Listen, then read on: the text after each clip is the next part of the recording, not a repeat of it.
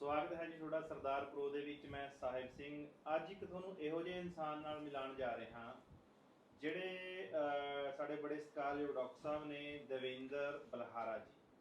ਤੇ ਕਰਨਾਲ ਛੱਡ ਕੇ ਚੰਡੀਗੜ੍ਹ ਦੇ ਵਿੱਚ ਰਹਿੰਦੇ ਐ ਤੇ ਏਡੀ ਕੁ ਰੈਵੋਲੂਸ਼ਨਰੀ ਗੱਲਾਂ ਇਹਨਾਂ ਦੀਆਂ ਹੈਗੀਆਂ। ਮੈਂ ਸੁਣੀਆਂ ਸੀਗੀਆਂ ਪਹਿਲਾਂ ਇੰਟਰਨੈਟ ਤੇ, ਕੁਝ ਇੱਕ ਦੋ ਸੱਜਣਾ ਨੇ ਮੈਨੂੰ ਇਹਨਾਂ ਬਾਰੇ ਦੱਸਿਆ ਸੀ। ਫਿਰ ਮੇਰਾ ਜੀ ਕੀਤਾ ਵੀ ਇਹਨਾਂ ਨਾਲ ਇੱਕ ਵਾਰ ਨਾ ਹੂ ਬਹਿ ਕੇ ਗੱਲਾਂ ਕੀਤੀਆਂ ਜਾਣ ਤੇ ਕੁਝ ਪੰਜਾਬ ਦੇ ਜਿਹੜੇ ਆਪਣੇ ਮੁੱਦੇ ਐ ਉਹਨਾਂ ਬਾਰੇ ਵਿਚਾਰਿਆ ਜਾਏ। ਤੇ ਤੁਸੀਂ ਇਹਨਾਂ ਨੂੰ ਸੁਣੋਗੇ ਤੁਹਾਨੂੰ ਲੱਗੂਗਾ ਵੀ ਯਾਰ ਇਸ ਐਂਗਲ ਤੋਂ ਵੀ ਸੋਚਿਆ ਜਾ ਸਕਦਾ ਹੈ, ਇਦਾਂ ਵੀ ਹੋ ਸਕਦਾ ਹੈ। ਸੋ ਸਭ ਤੋਂ ਪਹਿਲਾਂ ਆਪਾਂ ਸਵਾਗत ਕਰਦੇ हैं डॉक्टर साहब। डॉक्टर साहब स्वागत है जी बहुत बहुत सारे चैनल। धन्यवाद जी साहिब सिंह जी, नमस्कार आप सबको जी। आया नो डॉक्टर साहब ठीक हो? एकदम बढ़िया जी, चढ़ती कला। अच्छा शुरू करिए फिर। हाँ जी, तैयार हो? तैयार है 24 घंटे तैयार ही रहते हैं जी जी। ਤੇ ਸਭ ਤੋਂ ਪਹਿਲਾਂ ਜੇਕਰ ਆਪਾਂ ਗੱਲ ਕਰੀਏ, ਮੈਂ ਪੰਜਾਬ ਤੋਂ ਗੱਲ ਕਰਦਾ ਕਿਉਂਕਿ ਆਪਾਂ ਪੰਜਾਬ ਨੂੰ ਬਿਲੋਂਗ ਕਰਦੇ ਹਾਂ ਜੀ। ਤੇ ਪੰਜਾਬ ਦੇ ਵਿੱਚ ਜਿਵੇਂ ਨਾ ਅੱਜ ਕੱਲ ਪੰਜਾਬ ਦੀ ਜ਼ਮੀਨ ਦੀ ਜਿਹੜੀ ਫਰਦ ਹੈ ਉਹਦੇ ਵਿੱਚੋਂ ਸਿੰਘ ਨਾਮ ਖਤਮ ਹੁੰਦਾ ਜਾ ਰਿਹਾ ਹੈ। ਤੇ ਬਹੁਤਾਂਤ ਸਾਡੇ ਪੰਜਾਬੀ ਬੜੇ ਚਾਅ ਨਾਲ ਜ਼ਮੀਨਾਂ ਵੇਚ ਰਹੇ ਆ ਤੇ ਮਹਿੰਗੇ ਭਾਅ ਦੀਆਂ ਵੇਚੀ ਜਾਂਦੇ ਆ। ਉਹਨਾਂ ਨੂੰ ਇਸੇ ਗੱਲ ਦਾ ਬੜਾ ਚਾਅ ਵੀ ਸਾਡੀ ਜ਼ਮੀਨ ਬੜੀ ਮਹਿੰਗੀ ਵਿਕ ਰਹੀ ਹੈ, ਹਨਾ। ਵੀ ਦੂਜੀ ਗੱਲ, ਸਾਡੇ ਕੁਝ ਨੌਜਵਾਨ ਜਿਹੜੇ ਉਹ ਬਾਹਰ ਜਾ ਰਹੇ ਆ, ਜਿਹੜੇ ਇੱਥੇ ਰਹਿ ਰਹੇ ਆ ਉਹ ਨਸ਼ੇ ਦਾ ਸ਼ਿਕਾਰ ਹੈ। ਹਾਲਾਂਕਿ ਸਾਡੀ ਸਰਕਾਰ ਨੇ ਯੁੱਧ ਨਸ਼ਿਆਂ ਵਿਰੁੱਧ ਇੱਕ ਮੁਹਿੰਮ ਵੀ ਵਿੱਢੀ ਹੋਈ ਹੈ ਤੇ ਚਲੋ ਬਾਕੀ ਜਿਵੇਂ ਵੀ ਹੈ ਹਨਾ, ਉਹ ਇੱਕ ਅਲੱਗ ਕਨਸੈਪਟ ਹੈ। ਤੇ ਕੁਝ ਨੌਜਵਾਨ ਸਾਡੇ ਨਸ਼ਾ ਕਰ ਰਹੇ ਆ, ਕੁਝ ਬਾਹਰ ਚਲੇ ਗਏ ਆ। ਤੁਹਾਨੂੰ ਐ ਨਹੀਂ ਲੱਗਦਾ ਵੀ ਇਹ ਕਿਤੇ ਨਾ ਕਿਤੇ ਪੰਜਾਬ ਦਾ ਜਿਹੜਾ ਇੱਕ ਅਣਖੀ DNA ਹੈ ਉਹਨੂੰ ਖਤਮ ਕਰਨ ਦੀ ਇੱਕ ਚਾਲ है? साहिब सिंह भाई जी, एक तो जो नशे वाली बात अगर रह जाए तो मुझे याद दिलाना, मैं इस पर पूरा करूँगा ज़रूर जी। दूसरी बात जो आपने पहली बात बोली थी कि पंजाब का जो फ़र्द है उसमें से, पंजाब की फ़र्द में से सिंह शब्द जो है वो हटता जा रहा है। अगर पंजाब को देखा जाए कि पंजाब कितना बड़ा है तो पाकिस्तान भी पंजाब में ही आ जाएगा, सारा का सारा। अफ़गानिस्तान भी पंजाब के एरिया में ही आ जाएगा जी। और इधर पूरा हरियाणा पंजाब आ जाएगा और सहारनपुर का, शामली का और ये एरिया भी पंजाब में ही आएगा। मतलब अगर आपको देखना है यही चीज़ जो बंगाल के साथ हुई, यानी बंगाल से जो हिस्सा कटा, जिसको फिर बाद में जो है बांग्लादेश अलग देश बनाया, जो बांग्लादेश जो वो भी बंगाल से ही कट के गया, मतलब भारत से ही। हम इस खेल को मैं थोड़ा सा समझ रहा था कि पंजाब और बंगाल के ऊपर सबसे ज़्यादा अटैक कैसे हुआ और ये अटैक का हिस्सा ये कैसे कैसे इन लोगों ने चेंज किया इस खेल को। तो मुझे एक चीज़ समझ में आई कि वो आए उस वक्त कलकत्ता के रास्ते थे अंग्रेज़ जो थे, और बाद में जो शुरुआत हुई क्रांति की, वो जब इधर से आते हैं तो बंगाल से वो पंजाब से होती है, और जब उस साइड से आते हैं कलकत्ता साइड से तो बंगाल से होती है। तो जो सबसे ताकतवर दो कौमें थी, बंगाली और पंजाबी, इनको तोड़ना पड़ेगा अगर उनको भारत पे राज करना है। तो ये स्ट्रैटेजी का हिस्सा है कि अगर आपने इन दोनों को नहीं तोड़ा तो बात नहीं बनेगी। बंगाली अपने आप में उसकी अलग कैरेक्टर, उस पर जब हम बात करेंगे तो अलग आ गया। पंजाबी का कैरेक्टर एक है कि पंजाबी जो DNA है वो, देखिए हर एक जीव जंतु का जो स्ट्रक्चर है वो वहाँ के वातावरण के हिसाब से बनता है। कोई ठंडे इलाके का जीव है, कोई पानी का जीव है, कोई गर्म इलाके का है, कोई पानी के नज़दीक का है, कोई दूर का है। ये जो पंजाब, हरियाणा और वेस्टर्न यूपी, जो मैंने पंजाब बोला, क्योंकि जब मैं पंजाब बोलूँगा तो आप हरियाणा को इंक्लूड समझ लीजिए। उन्होंने बेशक इसको भाषा के नाम पर तोड़ा, पर मुझे किसी हरियाणवी और पंजाबी की जो बेसिक जो शरीर का स्ट्रक्चर, उसकी बातचीत का स्ट्रक्चर, उसका लड़ने का स्ट्रक्चर, उसका दूसरी चीज़ों का लहजा मैंने बदला नहीं देखा। वो अपने पुरखों के लिए जो सम्मान और जिस तरह की चीज़, जैसा लहजा पंजाबी का है वही हरियाणवी का है। तो मैंने हरियाणा और पंजाब को अलग करके नहीं देखा है, इसलिए जब मैं पंजाब बोल रहा हूँ तो उसको हरियाणा को इंक्लूड करके देख लीजिएगा। ये ऐसा इलाका है जहाँ टॉप की ठंड भी पड़ती है और टॉप की गर्मी भी पड़ती है, बारिश भी खूब हो जाती है और वनस्पतियां भी सारी मिलती हैं। गायें भी सारी टाइप की हैं, छोटे कद की भी, बड़े कद की भी, ज़्यादा दूध देने वाले भी, कम दूध देने वाले भी, फुर्तीली भी, लड़ाकू भी, सारी टाइप की है उसके अंदर। तो जिस तरह का अन्न हम लोग खा रहे हैं, और मोटा अनाज है खाने में, हमारा जो ये गेहूं और चावल हमको दिया गया ना, ये थोपा गया, ये हमारा अनाज नहीं है। खाना जो है वो ये है, ओरिजिनल खाना है, पशुधन अपना है, जंगल का स्ट्रक्चर अपना है, उसी के आधारित हमारी अर्थव्यवस्था है, और उस खान पान की वजह से शरीर में लड़ाकापन है, मतलब उसे लड़ना है। सिंपल सी बात मैं आपको अगर एक भाषा में बोलूं, हरियाणवी और पंजाबी को लड़ने से मतलब है, उसके सामने कोई ना कोई लड़ने के लिए चाहिए, उसका काम ही उसका डीएनए में है वो सब कुछ। अगर वो दुश्मन से नहीं लड़ेगा तो वो अपने ही समाज से लड़ने लग जाएगा, समाज में नहीं लड़ेगा तो वो घर में लड़ना शुरू कर देगा। उसने लड़ना है, वो लड़ने का डीएनए है उसका, क्योंकि उसका जो स्ट्रक्चर है, वो जो बनावट है, उसके जो बना है वो इसीलिए बना है। तो यहीं से एंट्री होती है। अगर पूरे भारत पर, अगर दिल्ली पर राज करना है और अफगानिस्तान के रास्ते किसी आक्रांता को आना है तो इसी रास्ते आना है। तो हमें लड़ने के लिए खूब मतलब योद्धे मिलते रहे और कारण भी मिलते रहे। अंग्रेजों ने इस स्ट्रक्चर को समझा कि ये लोग हथियारों से नहीं काबू आएंगे, इनको काबू करने के लिए कोई और तरीका अपनाना पड़ेगा। किसी भी आदमी को अगर कमज़ोर करना है ना, मैं जॉर्ज ऑरवेल की एक किताब, एक कोट पढ़ रहा था। जॉर्ज ऑरवेल अगर आपने नहीं सुना है तो मैं बता दूं सभी लोगों के लिए कि जॉर्ज ऑरवेल को पढ़ना आज आपके लिए बहुत ज़्यादा ज़रूरी है। उसकी किताब है, उस किताब का नाम है 1984। ओके। देखो कमाल की बात है कि एक आदमी 1984 नाम की किताब 1948 में लिख के गया है। कमाल है ना? हाँ। और वो 1948 में जब उसने किताब लिखी तो 1949 में प्रकाशित होने के कुछ दिन के बाद वो मर गया, रहस्यमय तरीके से उसकी मौत हो गई। तो जो आज चल रहा है वो जॉर्ज ऑरवेल ने 1948 अपनी किताब में लिख दिया था। उसमें 84 से सिख जो है वो अपने दंगों की तरफ दिमाग जाता है, ध्यान जाता है, वो नहीं है, उसमें दंगे की बात नहीं है। लेकिन वो दंगे क्यों हुए थे, वो रूट कॉज, मतलब उसके पीछे का जो रूट कॉज है और जो आपको कंट्रोल कैसे किया जाएगा, उसका पूरा स्ट्रक्चर दिया जॉर्ज ऑरवेल ने अपनी इस किताब के अंदर।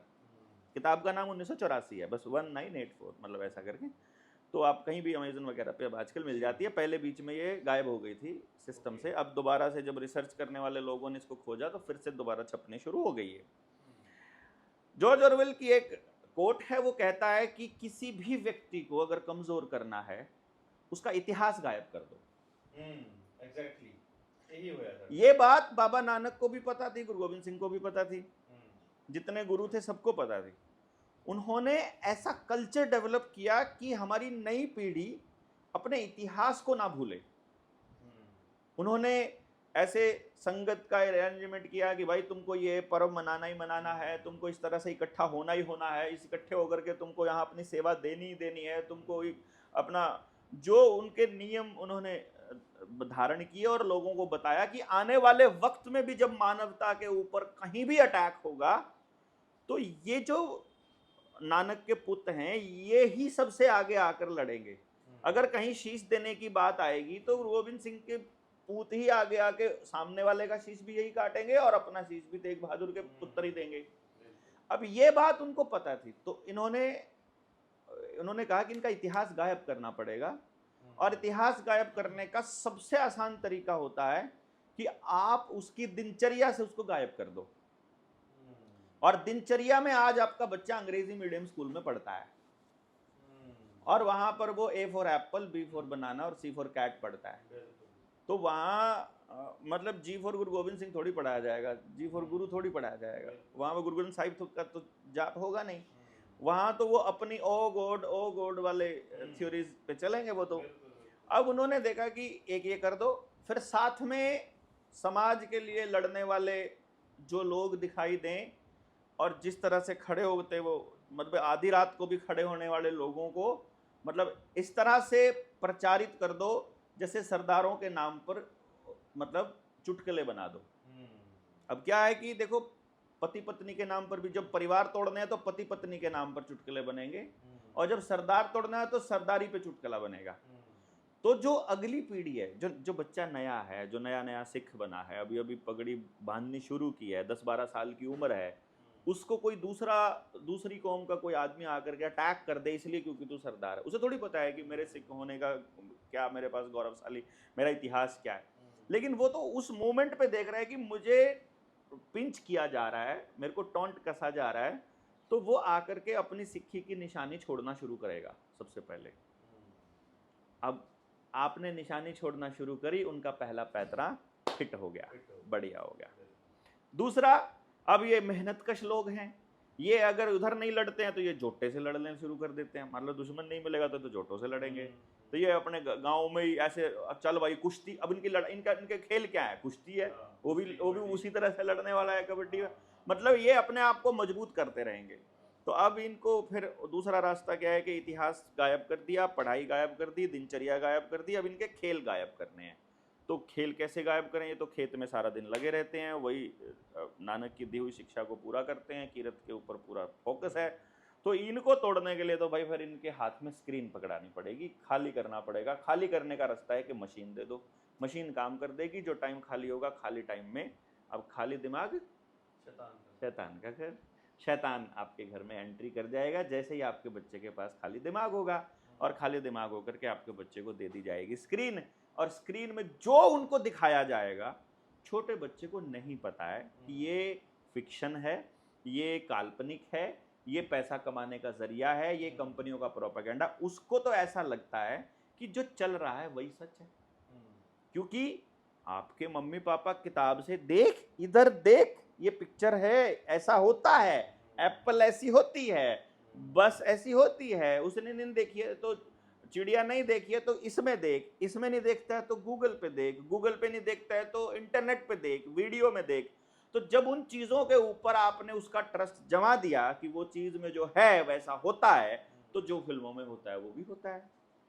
फिर वो वहीं से आप अपना पूरा गेम समझ लेंगे। अब आपको खेतों में अगर काम करते हो तो खेत के लिए लड़ना चालू करोगे, जमीन को कभी छोड़ोगे नहीं, तो खेत से भगाना पड़ेगा इसका बच्चा। खेत से भगाने के लिए किसान को तोड़ना पड़ेगा, खेती से जुड़े आदमी की बेइज्जती करनी पड़ेगी। तो फिल्मों में आया कि सरदार का बेटा शहर में पढ़ता था, चंडीगढ़ में यूनिवर्सिटी में, उसका पिता जो किसान है वो उससे मिलने के लिए आता है, वो दोस्तों के साथ बैठा है, और वो जब उसको दूर से देखता है कि किसानी के कपड़े पहना है, तो वो अपने दोस्तों के सामने ऐसे बिहेव करता है जैसे वो उसको जानता नहीं है, जैसे उसका पिता नहीं है, वो उसका नौकर या कोई ऐसी चीज़ है। अब जो बच्चा उस वीडियो को देख रहा है ना, जो उस फिल्म को देख रहा है, उससे तो ऐसा ही लगेगा कि मैं भी यार बाबूजी हूँ, फिल्मों में चंडीगढ़ घूमता हूँ लंडी जीप में, तो मेरा तो टौर अलग है, और ये यार खेती करने वाला आदमी जो खुद ही कह रहा है सुबह से लेकर शाम तक खेतों में कुछ नहीं रखा। किसान ही तो खुद कह रहा है ना अपने बच्चे को कि जो हम कर रहे हैं ये काम जो है इज्जत का नहीं है, तुझे तो कुछ इज्जत का करना है। तो बच्चे को तुसी नहीं करनी, कुछ और करना है। तो अब किसान ने पहले अपने बेटे को अपने से काट दिया, फिर उसने उस जमीन से काट दिया, फिर अपने सिक्खी से काट दिया, फिर अपने इतिहास से काट दिया, फिर गुरुओं से काट दिया, फिर उसके पास बचा क्या? उसके पास बचा इंटरनेट, दोस्त, लफाड़ीबाजी, बियर की बोतल, या सूखा नशा, या चिट्टा, या फिर जो मिलेगा उसे। भाई जो असल चीज थी, जो जड़ थी, वो तो आपने काट दी। अब वो पौधा वो उसको ग्रो करना है, उसको पोषण नीचे से नहीं मिलेगा तो जहां से मिलेगा उसको। अब पौधे को जड़, आप कलम करते हो ना, दूसरे पौधे पर कलम करते हो तो वो वहां से लेगा ना। तो आपने क्या करा, अपने आड़ों की जड़ काट के और इधर कलम कर दिया चंडीगढ़ में, आपने कलम कर दिया कनाडा में, आपने कलम कर दिया अमेरिका में, और वो कलम करके वहीं से लेगा पोषण। वो यहां से क्यों लेगा भाई? वो क्यों आपकी जमीन बचाने की लड़ाई लड़ेगा? जब जमीन बचाने की लड़ाई नहीं लड़ेगा तो जिनको ये लड़ाई लड़नी है, जिनको पता है कि कंट्रोल करने के लिए जमीन पर काबू होना बहुत जरूरी है, खाने पे और पानी पे कंट्रोल होना जरूरी है, तो पहले पंजाब का खाना और पानी बर्बाद करना पड़ेगा। अब अगले नंबर पे खाना बर्बाद करने के लिए इनकी थाली में जहर डाल दो, जिसको पेस्टिसाइड का जहर बोल दो, डीएपी यूरिया का जहर बोल दो, और पानी के अंदर फैक्ट्रियों का जहर डाल दो। जिस नाम पे, जिन 5 नदियों के नाम पर पंजाब को पंजाब कहते हैं, जिनकी पवित्रता की सौगंध खाई जाती है, उन्हीं नदियों को खत्म कर दो, खराब कर दो, पंजाब पंजाब रहेगा ही नहीं। जब 5 नदियां ही नहीं रहेंगी जब उनकी पवित्रता ही नहीं रहेगी, जब गुरु ही नहीं बचेंगे, जब गुरु ग्रंथ साहिब ही नहीं बचेगा, तो उसको तोड़ दो। जो थोड़ी बहुत बचेंगे, पंथों के नाम पर कुछ पॉलिटिशियंस खड़े कर दो, कुछ ग्रुप इकट्ठे कर दो, जिसमें बहुत बड़ा खेल खेला प्रकाश सिंह बादल के जरिए इन लोगों ने, क्योंकि वो पंथ के नाम पर आया था। शिरोमणि अकाली दल जो बनी थी वो अकाल तख्त के, ऐसा लगता था कि जैसे ये अकाल तख्त के आदेश पर बनी है, ऐसा लगता था जैसे ये सिक्खी को बचाने के लिए आए हैं। और प्रकाश सिंह बादल ने ऐसा काफी काम किया भी इस दिशा में, लेकिन औलाद निकम्मी निकल आई। सुखबीर बादल ने पूरा जबा के तबाह किया इसको। जो मजीठिया के खिलाफ जो आरोप लगाए थे अरविंद केजरीवाल ने, अब वो आरोपों में हालांकि उसने माफ़ी मांग ली, क्योंकि मैं पॉलिटिक्स को समझता हूँ बहुत अच्छे से। इस गेम के अंदर उन्होंने देख लिया कि पंजाब में अगर कानून, मतलब ये केस तो इतने लंबे चलेंगे, तारीखें इस हिसाब से हो जाएंगी कि वो रोज़ हर तारीख पे बुलाया करेंगे, टाइम ख़राब होगा, इससे अच्छा माफ़ी मांग के पीछा छुड़ा लो। अरविंद केजरीवाल ने माफ़ी मांगी, इधर से मजीठिया जो है चिट्टे में फ्री हो गया कि भाई आरोप से बरी हो गया, और तो कोई आरोप था नहीं उसके ऊपर। दूसरी किसी नेता की औकात बची नहीं फिर आरोप लगाने की, जिसकी लब बची है वो लोग ठोक देते हैं। तो अब जो जवानी बर्बाद करने के फिर 2-3 रास्ते बचे, या तो इसको शबाब में डुबो दो या शराब में डुबो दो। जो शराब और शबाब से नहीं डूबे तो भाई उसको सूखे चिट्टे से डुबो दो, और जो उससे भी बचा रह जाए उसे विदेश भेज दो। अब आपके पास कोई बचा ही नहीं आपकी लड़ाई लड़ने वाला, तो बड़े आराम से फिर पंजाब को काबू किया जा सकता है। तो फिर यहाँ पर फैक्ट्रियों में काम करने के लिए बिहार से सस्ते मजदूर बुला दो, फिर उन मजदूरों की एक कॉलोनी बसा दो, फिर उनके आधार कार्ड बना दो, फिर उनके वोटर कार्ड बना दो, फिर उनके राशन कार्ड बना दो, फिर उनको वहाँ का नागरिक बना दो, फिर उनकी वोट बना दो, फिर चुनाव में उनका एक एमसी जिता दो।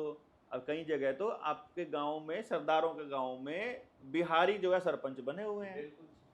ठीक है, तो ये पूरा का पूरा गेम प्लान स्क्रिप्ट के हिसाब से चलता है और पूरे सिस्टम से चलता है, बहुत अच्छी तरह वर्क कर रहा है। और ये काम इसलिए कर रहा है क्योंकि जो लोग बचाने निकलते हैं ना, आप और मैं, अगर मतलब मैं तो चलो हरियाणवी हो गया, 2 सिख बैठ के बात करने लगेंगे ना कि बचाना है सिक्खी को, और चलेंगे, जब तक वो जगाने की प्रक्रिया में रहेंगे, जैसे ही समाज से थोड़ा सम्मान मिलना शुरू होगा, लड़ाई हो जाएगी। बीच में तेरे को कैसे बिठा लिया, अखबार में तेरा फोटो आ गया, मेरा क्यों नहीं आया, तेरा नाम आ गया, मेरा क्यों नहीं आया, पैसे सारे तू खा गया, तो तेरे को सारी चौधर चाहिए, तो मतलब फिर वो चालू हो जाएगा। क्यों? लड़ने वाले लोग हैं, दुश्मन जो है वो छुपा हुआ है, और वो असली और वो गेम क्या खेलता है, आपके दिमाग में उसे सिर्फ डाउट का बीज ही तो बोना है। यार मेरे को लगता है कि साहिब सिंह कुछ गड़बड़ कर रहा है, भाई इतना ही तो कहना है भाई को, ठीक है ना, कि साहिब गड़बड़ कर रहा है। क्या गड़बड़ कर रहा है? मैं आया था मेरे पास एक बार, लेकिन देख मैं कहूंगा नहीं यार, देख मैं सारी बात नहीं कह सकता, तुम लोगों की क्यों लड़ाई को जवाऊं मैं, इतना सा कह दो यार। वो दिमाग में सा इसका मतलब वो फोन पे मैं बुला रहा था उस दिन, इसलिए नहीं आया वो, फिर तो पता नहीं क्या क्या हो जाएगा। और अपने लोगों के बीच में आपको फिर मतलब इस तरह से उलझा देंगे कि आप फिर वो जो लड़ाई चले थे दुश्मन से लड़ने के लिए, आप अपने लोगों से लड़ने लग जाओगे। क्योंकि अकाली दल ने ये बहुत बड़ी गलती करी है।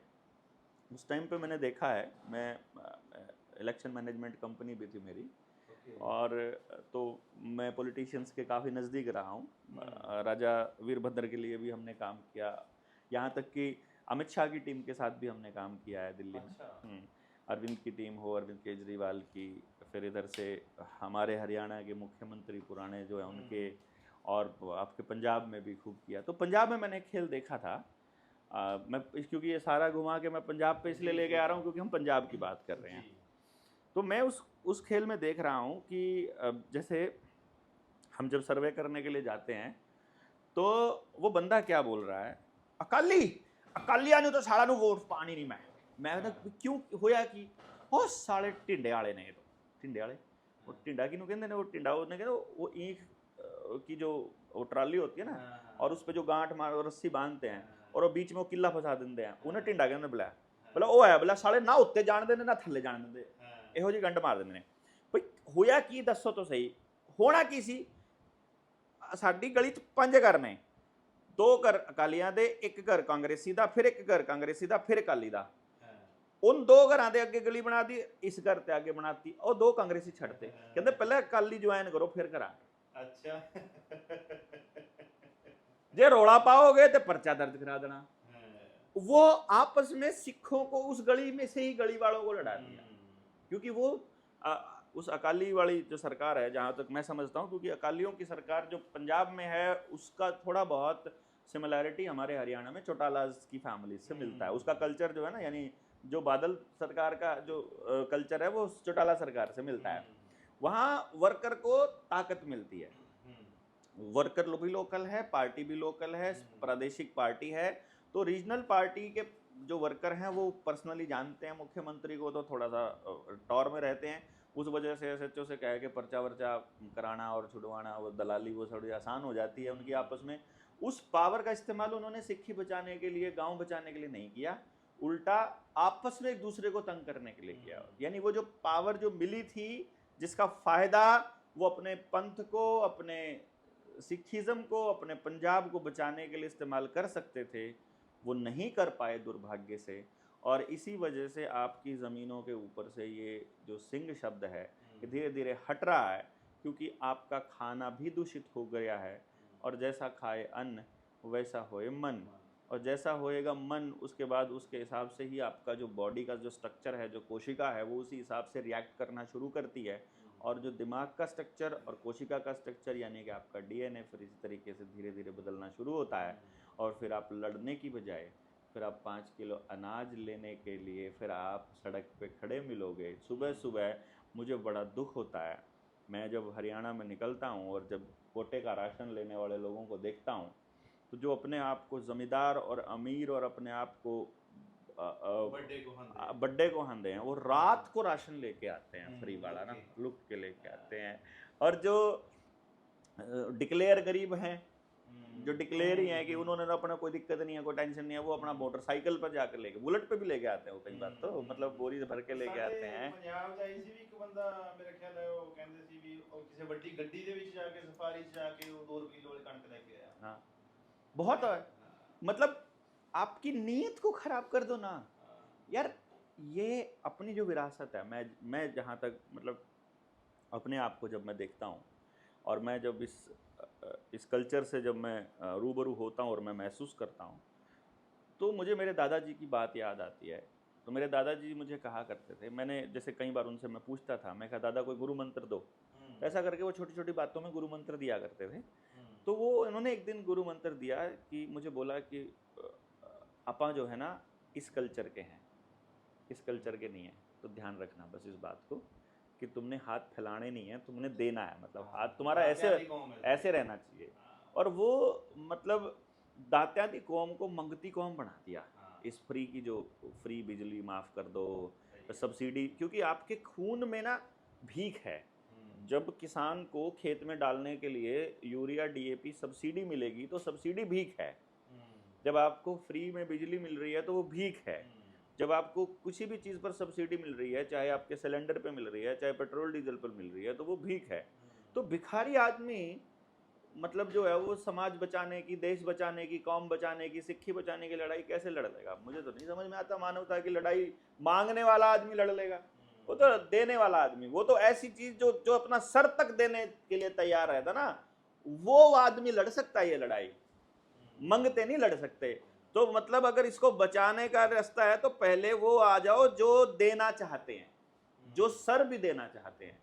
अदरवाइज ਮੰਗਤੋਂ के भरोसे तो कैसी लड़ाई जीत जाएगी। ਅੱਛਾ, ਹੁਣ ਦੇ ਪੰਜਾਬ ਵਿੱਚ ਤੁਹਾਨੂੰ ਕੋਈ ਇਦਾਂ ਦੀ ਉਮੀਦ ਦਿਖਦੀ ਹੈ ਵੀ ਹੈਗੇ ਇਦਾਂ ਦਾ ਕੋਈ ਦਿਖਦਾ ਵੀ ਇਹਦਾ ਇਹ ਹੱਲ ਹੈ ਇਸ ਚੀਜ਼ ਦਾ कि सानू किस तरह दे बनना चाहिए? देखो साहिब सिंह भाई, मैं तो एक बात मानता हूँ कि ये धरती जो है नपुती तो नहीं हो सकती।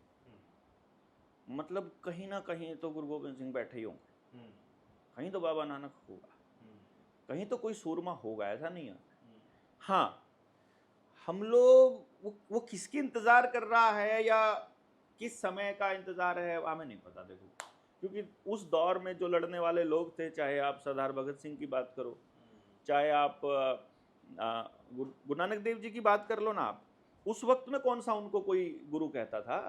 जब वो समाज को जगाने निकले थे जब वो अपना भ्रमण करने निकले थे और जब वो अपना सब लुटाया करते थे जनता के ऊपर, भूखे के ऊपर, गरीब के ऊपर, तो तब उनको अप्रिशिएट थोड़ी किया जाता था। या जिस वक्त भगत सिंह इनकलाब जिंदाबाद का नारा दे रहा है, उस वक्त थोड़ी ना उसको क्रांतिकारी की नजर से देखा जा रहा है, उस वक्त तो अपराधी की नजर से देखा जा रहा है।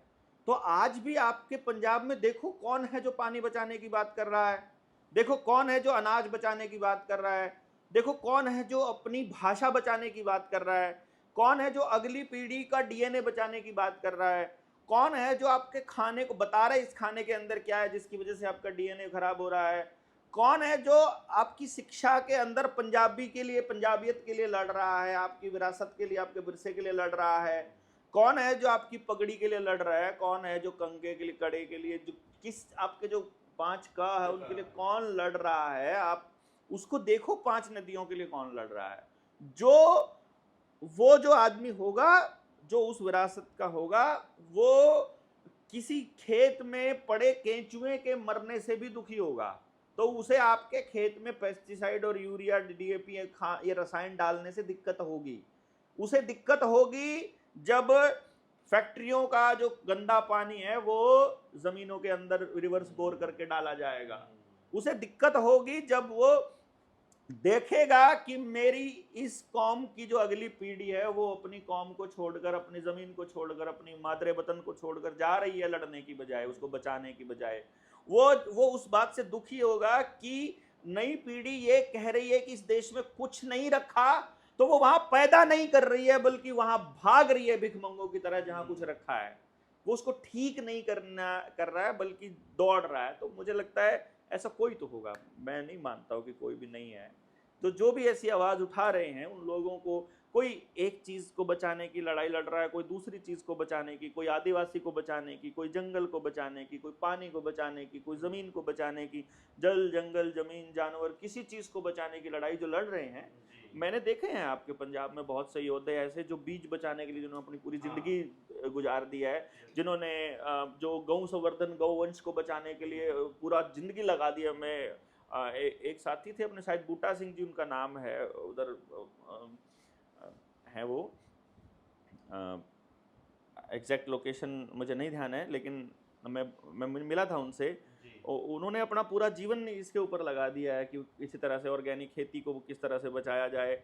और मतलब कई सारे लोग हैं, मेरे पास डायरियों में नोट पड़े हैं, और मैं समझता हूँ कि जब भी कभी ज़रूरत पड़ेगी तो इस वक्त उन लोगों को इकट्ठा भी किया जाएगा। उनसे वो बल्कि छुप के गौवंश को छुप के बचा रहे हैं। बोले मैंने सरकार के यहाँ रजिस्टर नहीं कराया अपने नंदी, क्योंकि सरकार कह रही है तुमको हर नंदी पे हम 1 लाख रुपया देंगे साल का, महीने का 10,000। तो मैंने कहा बदले में वो तुमको बोलेंगे नंदी को इंजेक्शन लगवा लो उनके वाला, क्योंकि वो सारा खेल डीएनए का ही है। एक बार शरीर में कुछ केमिकल डालना है बस उनको। वो चाहे बच्चे का पैदा होते ही डाल दो, चाहे जानवर को पैदा होते ही बछड़े को डाल दो, कट्टे को डाल दो, जैसे मर्जी। तो वो जो बीज में ही डाल के देते हैं खेत वाले अनाज में। तो मैं समझता हूँ कि वो जो बचाने की लड़ाई लड़ रहे हैं ना, जल जंगल जमीन जानवर, नदी पानी बिजली जंगल, इन सबको तो वो ढूंढने होंगे। और मुझे लगता है ऐसे माँ के पूत जो हैं वो मिलेंगे जरूर, ऐसी बात नहीं। अच्छा डॉक्टर साहब, ਇੱਕ ਨਾ ਆਪਾਂ ਹੁਣ ਥੋੜਾ ਟੌਪਿਕ ਚੇਂਜ ਕਰਦੇ ਆਂ। ਮੈਂ ਤੁਹਾਡੇ ਬਾਰੇ ਸੁਣਿਆ ਸੀ ਵੀ ਤੁਸੀਂ ਨਾ ਆਰਬੀਆਈ ਨੂੰ ਇੱਕ ਪ੍ਰਾਈਵੇਟ ਸ਼ਾਖਾ ਮੰਨਦੇ ਆ। ਮੰਨਦੇ ਕਿਆ ਹੈ ਇਹ? ਚਲੋ ਅੱਜ ਤਾਂ ਹੁਣ ਮੰਨਾਂਗੇ ਅਸੀਂ, ਤੁਹਾਡੇ ਗੈਰ ਦੱਸਣ ਤੋਂ ਬਾਅਦ ਮੰਨਾਂਗੇ ਅਸੀਂ ਤਾਂ ਵੀ ਤੁਸੀਂ ਪ੍ਰਾਈਵੇਟ ਸ਼ਾਖਾ ਮੰਨਦੇ ਹੋ। ਤੁਸੀਂ ਕਹਿੰਦੇ ਹੋ ਜਿਹੜਾ ਇਹ ਬੈਂਕ ਸਿਸਟਮ ਹੈ ਟੋਟਲੀ ਬੈਂਕ ਪ੍ਰਾਈਵੇਟ ਹੈ। हाँ, टोटल फ्रॉड भी है, फ्रॉड भी है, फ्रॉड भी है। ਇਹ ਕਿੱਦਾਂ ਦੀ ਗੱਲ ਹੈ? ਇਹ ਸਾਡੇ ਦਰਸ਼ਕਾਂ ਨੂੰ ਸਮਝਾਓ। मेरी एक किताब रखी है, इधर रखी है, राजेंद्र पकड़ाना जरा, ये नीचे रखी है उसके। मैं आपको बताता हूँ। एक किताब लिखी है हमने,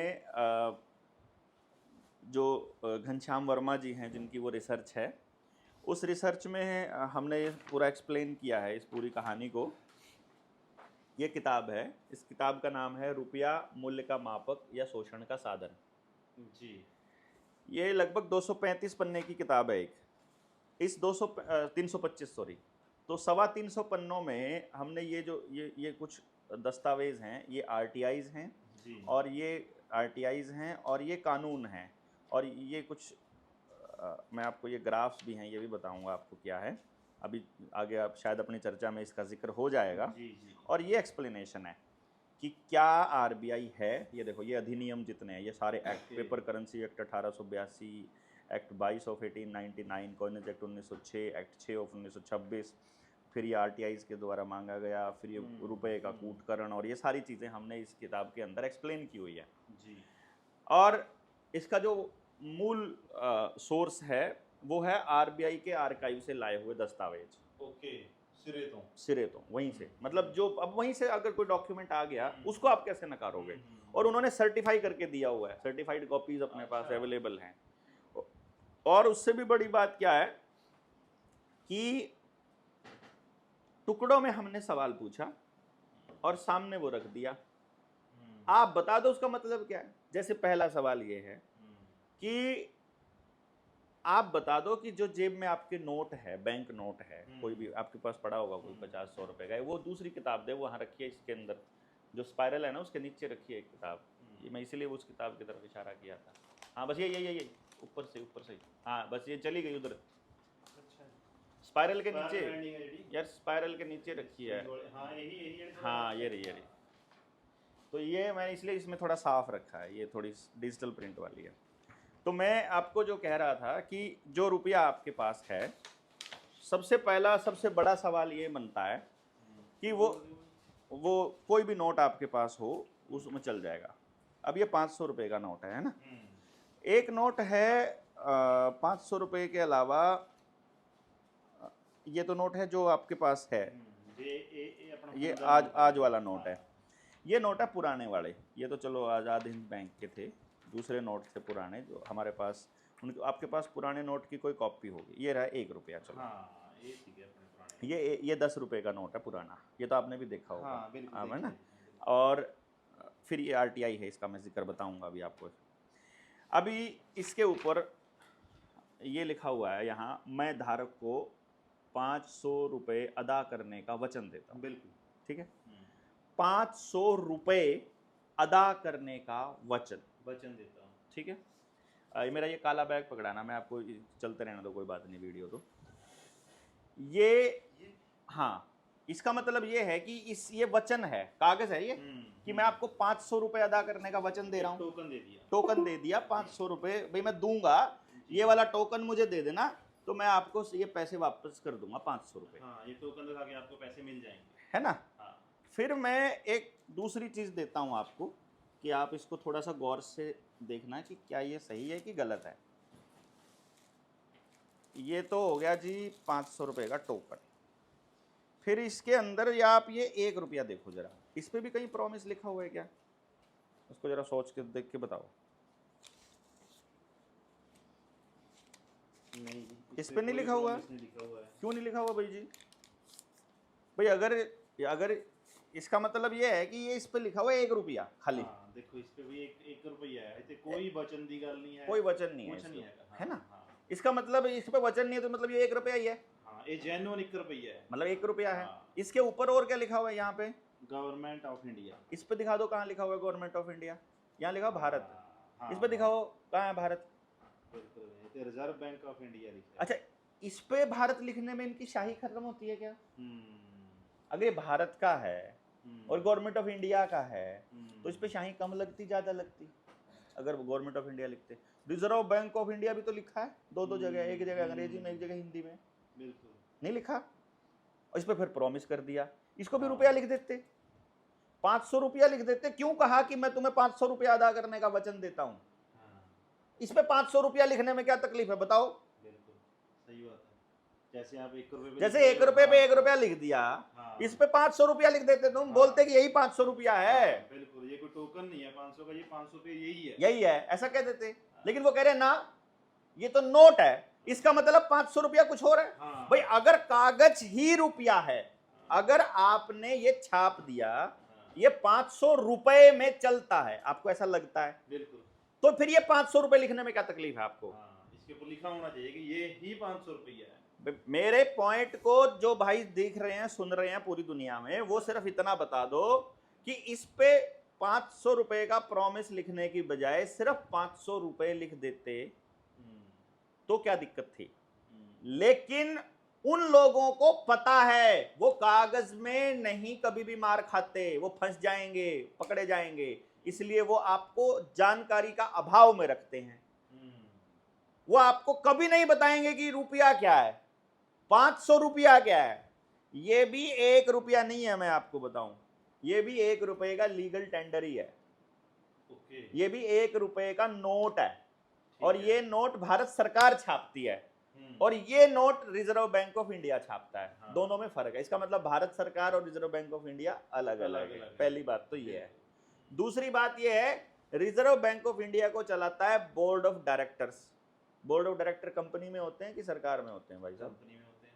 तो कंपनी है मतलब, कोई निजी कंपनी है। कंपनी जो है वो सरकार चलाती है कभी? सरकार के, आपके पास आरबीआई के एक्ट होंगे, आपके पास पूरे दस्तावेज होंगे, जो भी भाई पढ़ता लिखता रिसर्च करता है एक बार पता करो, भारत सरकार या केंद्र सरकार या पार्लियामेंट में बैठा एक भी मंत्रालय का आदमी, वित्त मंत्रालय, एक सिंगल नोट भी मंत्रालय अपनी मर्जी से नहीं छाप सकता जब तक भारतीय रिजर्व बैंक से कोई वो नोट ना आ जाए। यानी उनकी सिफारिश पर ही निर्णय होते हैं, और वो सिफारिश पे निर्णय किसे? बोर्ड ऑफ डायरेक्टर्स में। अब बोर्ड ऑफ डायरेक्टर में कौन बैठा है पता है आपको? आनंद महिंद्रा, नंदन नीलकेणी, नारायण मूर्ति। ओके, वो तय करेंगे कि आपके कौन से नोट छपेंगे, कितना साइज होगा, कितने छपेंगे, किस हिसाब से चलेगा। तो आपका है कि उनका है, ये तो आप तय करो। अब आ जाते हैं दूसरे नंबर पर। ये तो एक गलती हो गई, एक नोट आपका था, इसका मतलब इनमें से एक नोट मेरा था, ठीक है। अब आ जाते हैं एक और गलती के ऊपर। ये 5 रुपए का नोट है, इसके ऊपर भी एक प्रॉमिस लिखा हुआ है। ये नोट भी देखा होगा आपने पक्का अपने जीवन में। देखो इस पे क्या लिखा हुआ है प्रॉमिस में, आप इसको पढ़ के बताओ जरा। पीछे लिखा है इधर, आई प्रॉमिस, ये रहा, I promise to pay the bearer on demand of sum 5 rupees. और नीचे भी लिखा है एक line, at any office of issue. इस पे कहाँ है बताओ, कहीं पे भी लिखा हो? इस पे लिखा हो I promise to pay the bearer, सिर्फ अंग्रेजी में लिखा है I promise to pay the bearer the sum of rupees. ठीक है, अब एक जरा गौर से बताओ, इसका मतलब इस नोट पे लिखा प्रॉमिस और इस नोट पे लिखा प्रॉमिस अलग अलग है। अलग अलग है। अब अगला सवाल ये आता है कि ये प्रॉमिस किसने बदला? पहली बात तो प्रॉमिस का मतलब होता है एफिडेविट। एफिडेविट, बिल्कुल। एफिडेविट किसने बदला? गवर्नर ने बदला या किसी और ने बदला? कानूनन आप अपना एफिडेविट नहीं बदल सकते, बिल्कुल। किसी और का तो छोड़ो आप, बड़ा पंगा हो जाएगा। इसका मतलब गवर्नर अपना एफिडेविट नहीं बदल सकता, कोई और भी गवर्नर का एफिडेविट नहीं बदल सकता। अगर किसी ने बदल दिया तो उनमें से कौन से वाला एफिडेविट फर्जी होएगा? बाद वाला कि पहले वाला? बाद वाला होएगा। पहले वाला ओरिजिनल होगा। तो ये बाद में जो ये बना एफिडेविट, ये फर्जी है। मतलब ये तो हमने आरबीआई से पूछा कि किसी को गवर्नर का एफिडेविट बदलने की पावर है और किस कानून के तहत है, संविधान में कहां अंकित है, ये बताओ। कहीं नहीं है। जब कहीं किसी को बदलने की पावर ही नहीं है तो किसने बदला और क्यों बदला, और बदल दिया तो बाद वाला फर्जी है। तो जितने रुपए नए आज के पास आपकी जेब में है उन सब पे नए वाला प्रॉमिस लिखा हुआ है, पुराना वाला प्रॉमिस कब से चेंज हुआ? 1968 में। अच्छा। गांधी की तस्वीर लगानी चालू करी थी, लोगों को लगा गांधी आ गया है तो नोट असली होगा। वो आपके ही बीच के आदमी का इस्तेमाल करते हैं। जैसे आप लोगों को जो वैक्सीन लगाने का जो जिम्मा उठाया वो नरेंद्र मोदी ने उठाया, तो जो बीजेपी वाले कह रहे हैं, हाँ, तो बीजेपी वाले सोच रहे हैं कि मोदी जी कह रहे हैं तो गलत थोड़ी ना कह रहे होंगे, ठुकवा लो भैया। अब जब मोदी जी के कहने, मोदी ने कहा, उन्होंने कहा कि फिर तो कांग्रेस वाले नहीं लगवाएंगे, फिर राहुल गांधी भी चिल्लाने लग गया कि लगाओ भाई लगाओ, फटाफट लगाओ। फिर कांग्रेसी कह रहे हैं कि भाई राहुल गांधी कह रहा है फिर तो लगवाओ। जब देखा कि फिर इसका मतलब आम आदमी पार्टी वाले नहीं कहेंगे तो फिर अरविंद से कहलवा दिया, फिर वो भी कहने लगा, अरविंद केजरीवाल भी कि लगवाओ भाई लगवाओ। फिर ममता ने भी कह दिया लगवाओ भाई लगवाओ। फिर अखिलेश यादव बोला थोड़ा सा, और वो चौधरी का बेटा अजीत सिंह का बेटा बोला जयंत, उसने कुछ खिलाफत में बोला था, पता नहीं क्या हुआ रात को, अगले दिन बोला नहीं लगवाओ। पहले दिन बोल रहा है नहीं लगवाने, अगले दिन बोल रहा है लगवाओ। चलो वो तो इंजेक्शन है तो लगवाना ही पड़ना चाहिए। क्यों लगवाना पड़ना चाहिए? यही तो समझना है आपको खेल। ये शरीर आपका है कि उनका है? तो उनको दे दोगे आप? क्यों दे दिए? तो दिया ना, वैक्सीन लगवाने के लिए दे दोगे। शरीर देना है आपको, राशन नहीं मिलेगा, पैसा नहीं मिलेगा, तनख्वाह नहीं मिलेगी, पैसे के लिए शरीर कौन सौंपता है?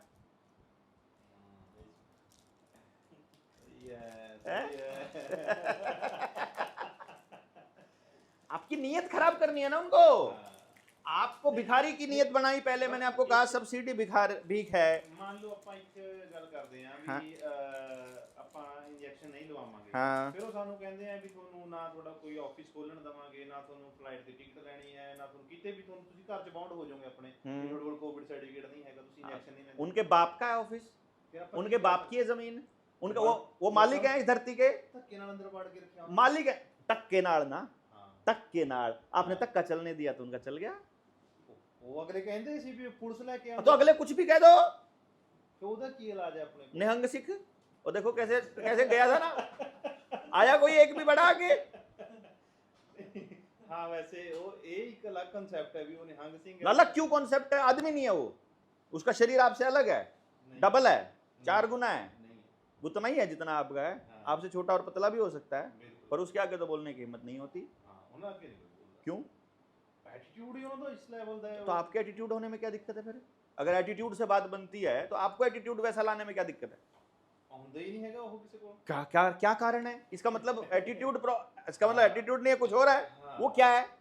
कोई कुछ है उन्हां कोले हो जा भी, कोई ताकत है उन्हां कोले हो जी, क्योंकि समझ रहे हो इस चीज क्योंकि शायद उनको ओरिजिनल चीज पता हो। देखो हालांकि मैं इस धर्म ਨਾਲ रिलेट करदा, पर निहंग सिखां दी ਜਿਹੜੀ ਗੱਲ ਤੁਸੀਂ ਦੱਸ ਰਹੇ ਹੋ ਇਹ ਸ਼ਾयद ਮੈਨੂੰ भी नहीं पता हैगी भाई। ये आपको बताई ही नहीं जाएगी ना।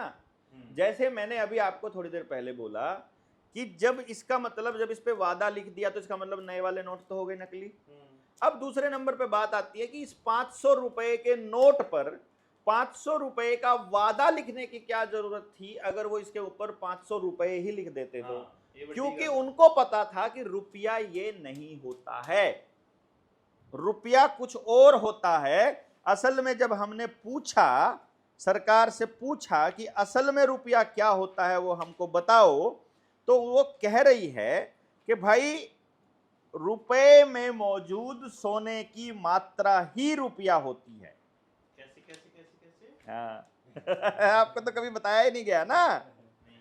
असल में जो असली जो लाइन है वो ये है कि रुपए में मौजूद सोना ही रुपया है। अच्छा, 1 रुपए की कीमत ਉਹਦੇ ਵਿਚਲਾ सोना तय करेगा? सोना नहीं तय करेगा, रुपए में सोने की मात्रा ही रुपया है। ओके, यानी उसमें सोना है तो रुपया है, सोना नहीं तो रुपया नहीं। बिल्कुल बिल्कुल। और ये आपके पुरखे बताया करते थे कि सरकार के पास जितना सोना होता है वो उतने ही नोट छाप सकती है। तो कितने सोने के बदले कितने नोट छाप सकती है ये किसी ने नहीं बताया आपको आज तक, ये किताब बताएगी आपको। अच्छा, अब वो कह रहे हैं कि आजकल सोने के बदले नोट नहीं छपते, तो फिर भाई किसके बदले छपते हैं? भाई बताना पड़ेगा ना। वो कह रहे हैं कि किसके बदले छपते हैं। अब हम उनसे अगर पूछने चले जाएं कि चलो एक काम कर लेते हैं, कब से हटे ये सोने के बदले नोट छापने? वो बोले, कोई कहता है 90s में छपे हट गए थे, कोई कहता है 70 में छप गए हटने के थे। मैंने कहा चलो कभी हट गए होंगे, किसी ना किसी कानून के तहत ही हटने चाहिए, या ऐਵੇਂ हटा दो कोई भी, कुछ ना कुछ तो किसी को वो हटाने का अधिकार प्राप्त होना चाहिए और किसी के पास उसकी पावर होनी चाहिए और कोई ना कोई कानून बनना चाहिए। तो क्या वो कानून बनाने का अधिकार उस आदमी के पास था जिसने वो बदला? तो आरटीआई का जवाब कहता है कि ना तो किसी को रुपए के मानक के साथ छेड़छाड़ की परमिशन है, ना ही कोई इस रुपए के मानक को छेड़ सकता है, ना ही कोई इसको बदल सकता है, और जिसने भी बदला है उसको अधिकार ही नहीं है वो कानून बनाने का जिसने वो कानून बनाया है। अच्छा, तो मतलब बहुत बड़े पद्धर का फ्रॉड हो गया। तो आपके दादाजी तो खेत में काम कर रहे थे, उनको क्या पता वहाँ क्या बन रहे हैं, कानून बन रहे हैं। गांव में कोई ऐसा वकील पैदा हुआ ही नहीं जो समझा दे, कोई टीचर ऐसा हुआ ही नहीं जो रुपया समझा दे, जो बता दे कि असली रुपया क्या है, रुपये के नोट कैसे छपते हैं, तुम लोगों की पूंजी कैसे हड़पी जाती है, कैसे। अब किसी के पास एक बोरी ट्रक भर के नोट छाप दे, अगर मान लो आरबीआई में बैठा नंदन नीलकणी बैठा है और मोदी को बुला के इधर हाथ कंधे पे हाथ रख के बोले, मोदी पापा इधर आ, छोटे इधर आ। तो ये तो क्योंकि उद्योगपति तो नेता को कुत्ते की तरह पालते हैं ना, तो बोलते हैं इधर आ पप्पी, इधर आ, वो एक ट्रक नोट छाप के दे, इधर उधर जाके जमीन लेनी है, वो 2 करोड़ का किला कर देंगे, 4 करोड़ का कर देंगे, क्या है, छाप दो जितने मर्जी, क्या दिक्कत है, क्या चक्कर है यार, किसान थोड़ा चौड़ा होके दे देता आज। उसकी शान से पूछो तो सही, तूने 2 करोड़ का किला बेचा था, उसी किले को 2 करोड़ में लेके दिखा तू अगले दिन, ऐसा कैसे हो गया यार? वो 2 करोड़ रात को, किला तो नहीं बढ़ा, और रबड़ थोड़ी है कि वो बढ़ जाएगा, वो ज्यादा पैदावार थोड़ी देने लग जाएगा, उसमें ऐसा क्या पैदा हो रहा है कि 2 करोड़ का बिक रहा है, बता तो दे। और भाई जिसके पास जमीन है वो तो जमीन कह रहा है जमीन में कुछ नहीं रखा, और उद्योगपति जिसके पास रोज 10,000 करोड़ रुपए छापने की मशीन लगी है, जिसके पास फैक्ट्रियां लगी है, जो सब कुछ छाप सकता है, उसको जमीन चाहिए आपकी यार। जिसके पास पहले से सब कुछ है उसको आपकी जमीन चाहिए, तो जमीन उससे कीमती है तभी तो चाहिए, वरना जो उसके पास है वो थोड़ा है क्या? अडानी के पास जो पहले से है वो थोड़ा है क्या? कुछ तो खास है हमारी, कुछ तो जमीन में है ना, वो उससे कीमती है जितना पैसा वो आपको दे रहा है। भाई साहब आप 2 रुपए की मिर्ची के ऊपर लड़ लेता है बंदा सब्जी लेते हुए, क्या पता अपनी बीवी के लिए 2 लाख का हार लेके आया हो, और नीचे सब्जी लेते हुए कहता है धनिया तो तूने थोड़ा डाला, और धनिया पे सारा बेईमाना कर देता है, उसको लगता है कि पैसे की वैल्यू नहीं मिली उसे। तो वो कोई दुकानदार या कोई बड़ा बिजनेसमैन आपकी जमीन को अगर 50 करोड़ में खरीद रहा है, तो इसका मतलब आपकी जमीन 50 करोड़ से ज्यादा की थी, तो 50 करोड़ में खरीद रहा है। कुछ खास था वो किसी को नहीं पता। तो जो रुपया है वो किसी को नहीं पता। अब मैं थोड़ा सा बता दूं, इस चैलेंज भी नहीं किया अब तक? किया, दुनिया ने किया, जिसने चैलेंज किया उसी को मार देते हैं। अच्छा, सुभाष चंद्र बोस को मार दिया ना, अपने लाल बहादुर शास्त्री को मार दिया ना, बैंकों का जब राष्ट्रीयकरण किया तो इंदिरा गांधी को मार दिया ना। इंदिरा गांधी को सरदारों ने थोड़ी मारा था, बताया जाता है ना भाई साहब। एक पंथ से पॉलिटिशियन एक तीर से 2 निशाने खेलता है। इंदिरा गांधी को मारने के लिए सरदारों के इमोशंस का इस्तेमाल कर लो। आप एक बात बताओ, आपके यहाँ ट्रक ड्राइवर होते हैं खूब, सरदारों में ट्रक ड्राइवर खूब होते हैं, बंदा मर जाए ट्रक ड्राइवर पर ट्रक से, सरदार क्या करेगा? बिहार के पिछले पूर्वी इलाके से गरीब से परिवार को पकड़ेगा, उसको बोलेगा तेरे घर 15,000 रुपया महीना तनख्वाह पहुंचती रहेगी तेरी, तूने जेल काट के आनी है मेरे बदले में। होते हैं कि नहीं ऐसे केस? होते हैं ना। इसका मतलब जिसको भी आप पहले से ही इंदिरा गांधी से नफरत करते हो, ठीक है, पहले से ही करते हो, क्योंकि इंदिरा गांधी ने वहां ऑपरेशन ब्लू स्टार में हरमिंदर साहब पे अटैक कर दिया। अब हरमिंदर साहब पे अटैक सरदारों से बर्दाश्त नहीं हो रहा। अब एक सरदार को वो आकर के कहते हैं साला इसका काम करना पड़ेगा, ठीक है, करेंगे। अब पहले से गुस्सा है उसके अंदर, तेरे परिवार की, तेरे घर की जिम्मेदारी हमारी, ये ले इतने पैसे खाते में, इतने पैसे इस खाते, या जो भी तेरे को चाहिए बता। अरे पैसों के बिना करेंगे तो फिर रास्ता दो। रास्ता क्या, तेरे को अंदर ही भिजवा देते हैं उसकी सिक्योरिटी में, फिर करवा, या उससे मिलवा देते हैं तेरे को, उससे मिलवा, क्योंकि कितना मुश्किल है भाई उनके लिए जो इतना बड़ा गेम खेलते हैं। तो आपके इमोशंस का इस्तेमाल किया गया अपना मतलब निकालने के लिए। आई बात समझ में? सरदारों ने नहीं मारा इंदिरा गांधी को, सरदारों का वहां पे सरदारों का इस्तेमाल किया गया, सिर्फ वो पगड़ी थी उसका इस्तेमाल किया गया, और जिनके ऊपर गर्व करते थे सरदार, उन्हीं को फिर संता बनता बना के पेश कर दिया उन लोगों ने, उनके ऊपर चुटकुले बना दिए ताकि, हाँ, और उस पूरे के पूरे, अब आप बेइज्जती जिस चीज से होती हो फिर आप उनका नाम लेना बंद कर दोगे, जिस पे गर्व उनको करना था, तो उधर से वो भी गायब हो गए, हिस्ट्री से, इतिहास से गायब हो गए वो, और कारण भी गायब हो गया। और आपको कारण नजर आ रहा है ये, लेकिन असल कारण ये था कि उसने बैंकों का राष्ट्रीयकरण किया था। वो बैंकों के उस चल रहे उस पूरे खेल को, पूरे प्राइवेटाइज पूरे गेम को जो इंदिरा गांधी ने किया, वो बदलने में इतना टाइम लग गया उनको। अच्छा, आज जा करके प्राइवेट होने लगा पूरी तरह से, पूरा HDFC के पास सारा पैसा चला गया, ICICI के पास चला गया, एक्सिस के पास चला गया। अब मुश्किल से उन्होंने वो नेशनलाइज बैंकों से पैसा उठा करके इधर ट्रांसफर करने लगे हैं। अब कोऑपरेटिव बैंक धीरे धीरे बंद होने लगे हैं, अब सरकारी बैंकों पे ताले लगने लगे हैं, जिनको आप सरकारी कहते हो वो भी प्राइवेट ही है असल में। मतलब अब वो ताले लग के लोगों के पैसे हजम होने शुरू हुए हैं। लेकिन बात अभी भी वही है कि पहली बात, रुपए का स्टैंडर्ड बदलने का अधिकार उनके पास नहीं था। दूसरा, रुपए का अंदर सोना कितना है ये किसी को नहीं पता है।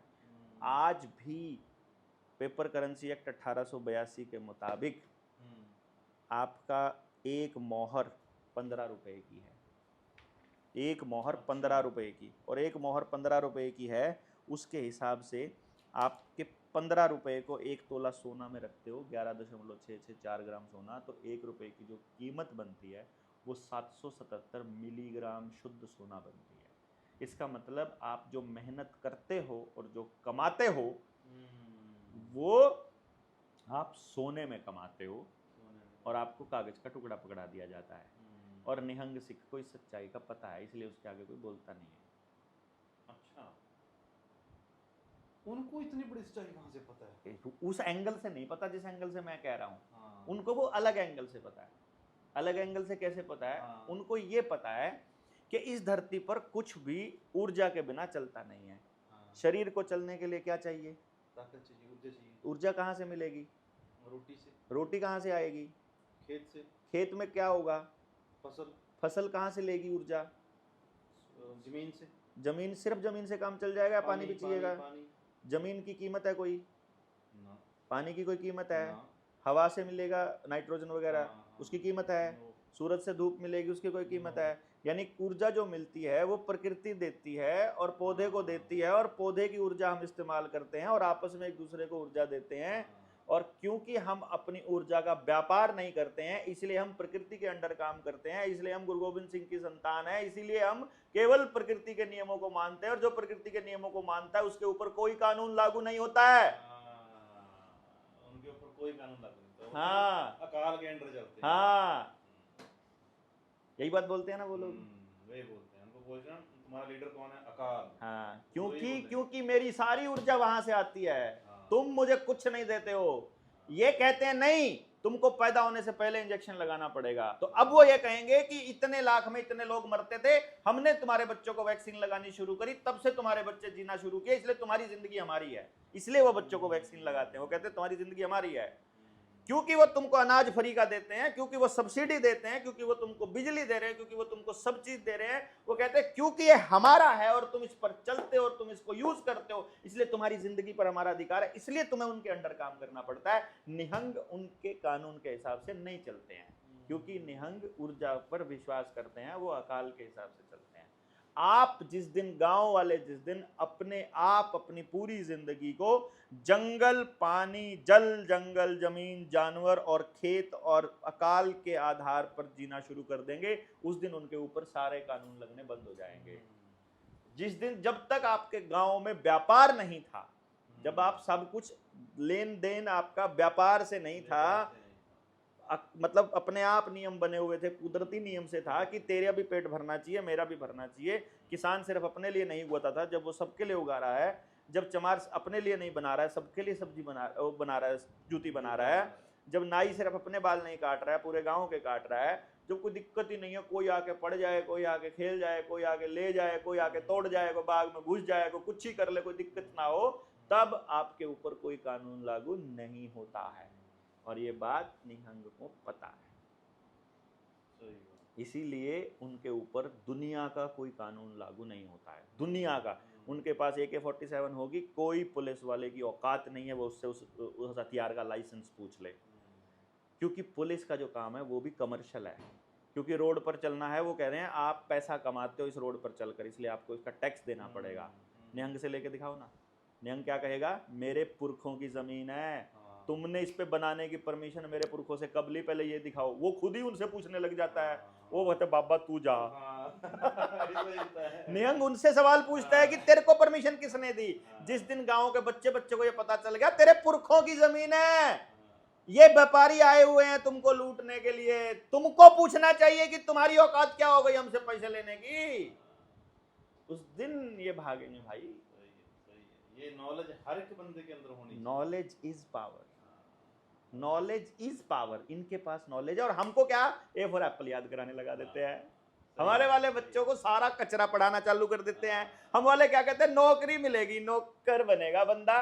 क्या करके नौकर बनेगा? जब अपनी जिंदगी के 30 साल इनकी दी हुई किताबों में रट्टे मारता रहेगा, जिसमें ना जिंदगी जीने का सलीका है, ना परमात्मा है, ना अध्यात्म है, ना भाईचारा है, ना गांव है, ना गुरु है, ना कुछ है, जिसमें रोटी खाने की भी समझ नहीं देती जो किताबें, वो किताबें हमारे बच्चे को 30-30 साल पढ़ने को दे देते हैं, और फिर जब वो पेपर पास नहीं कर पाता, जो होना ही नहीं है 99.9% का, फिर कहते हैं बच्चा निकम्मा है।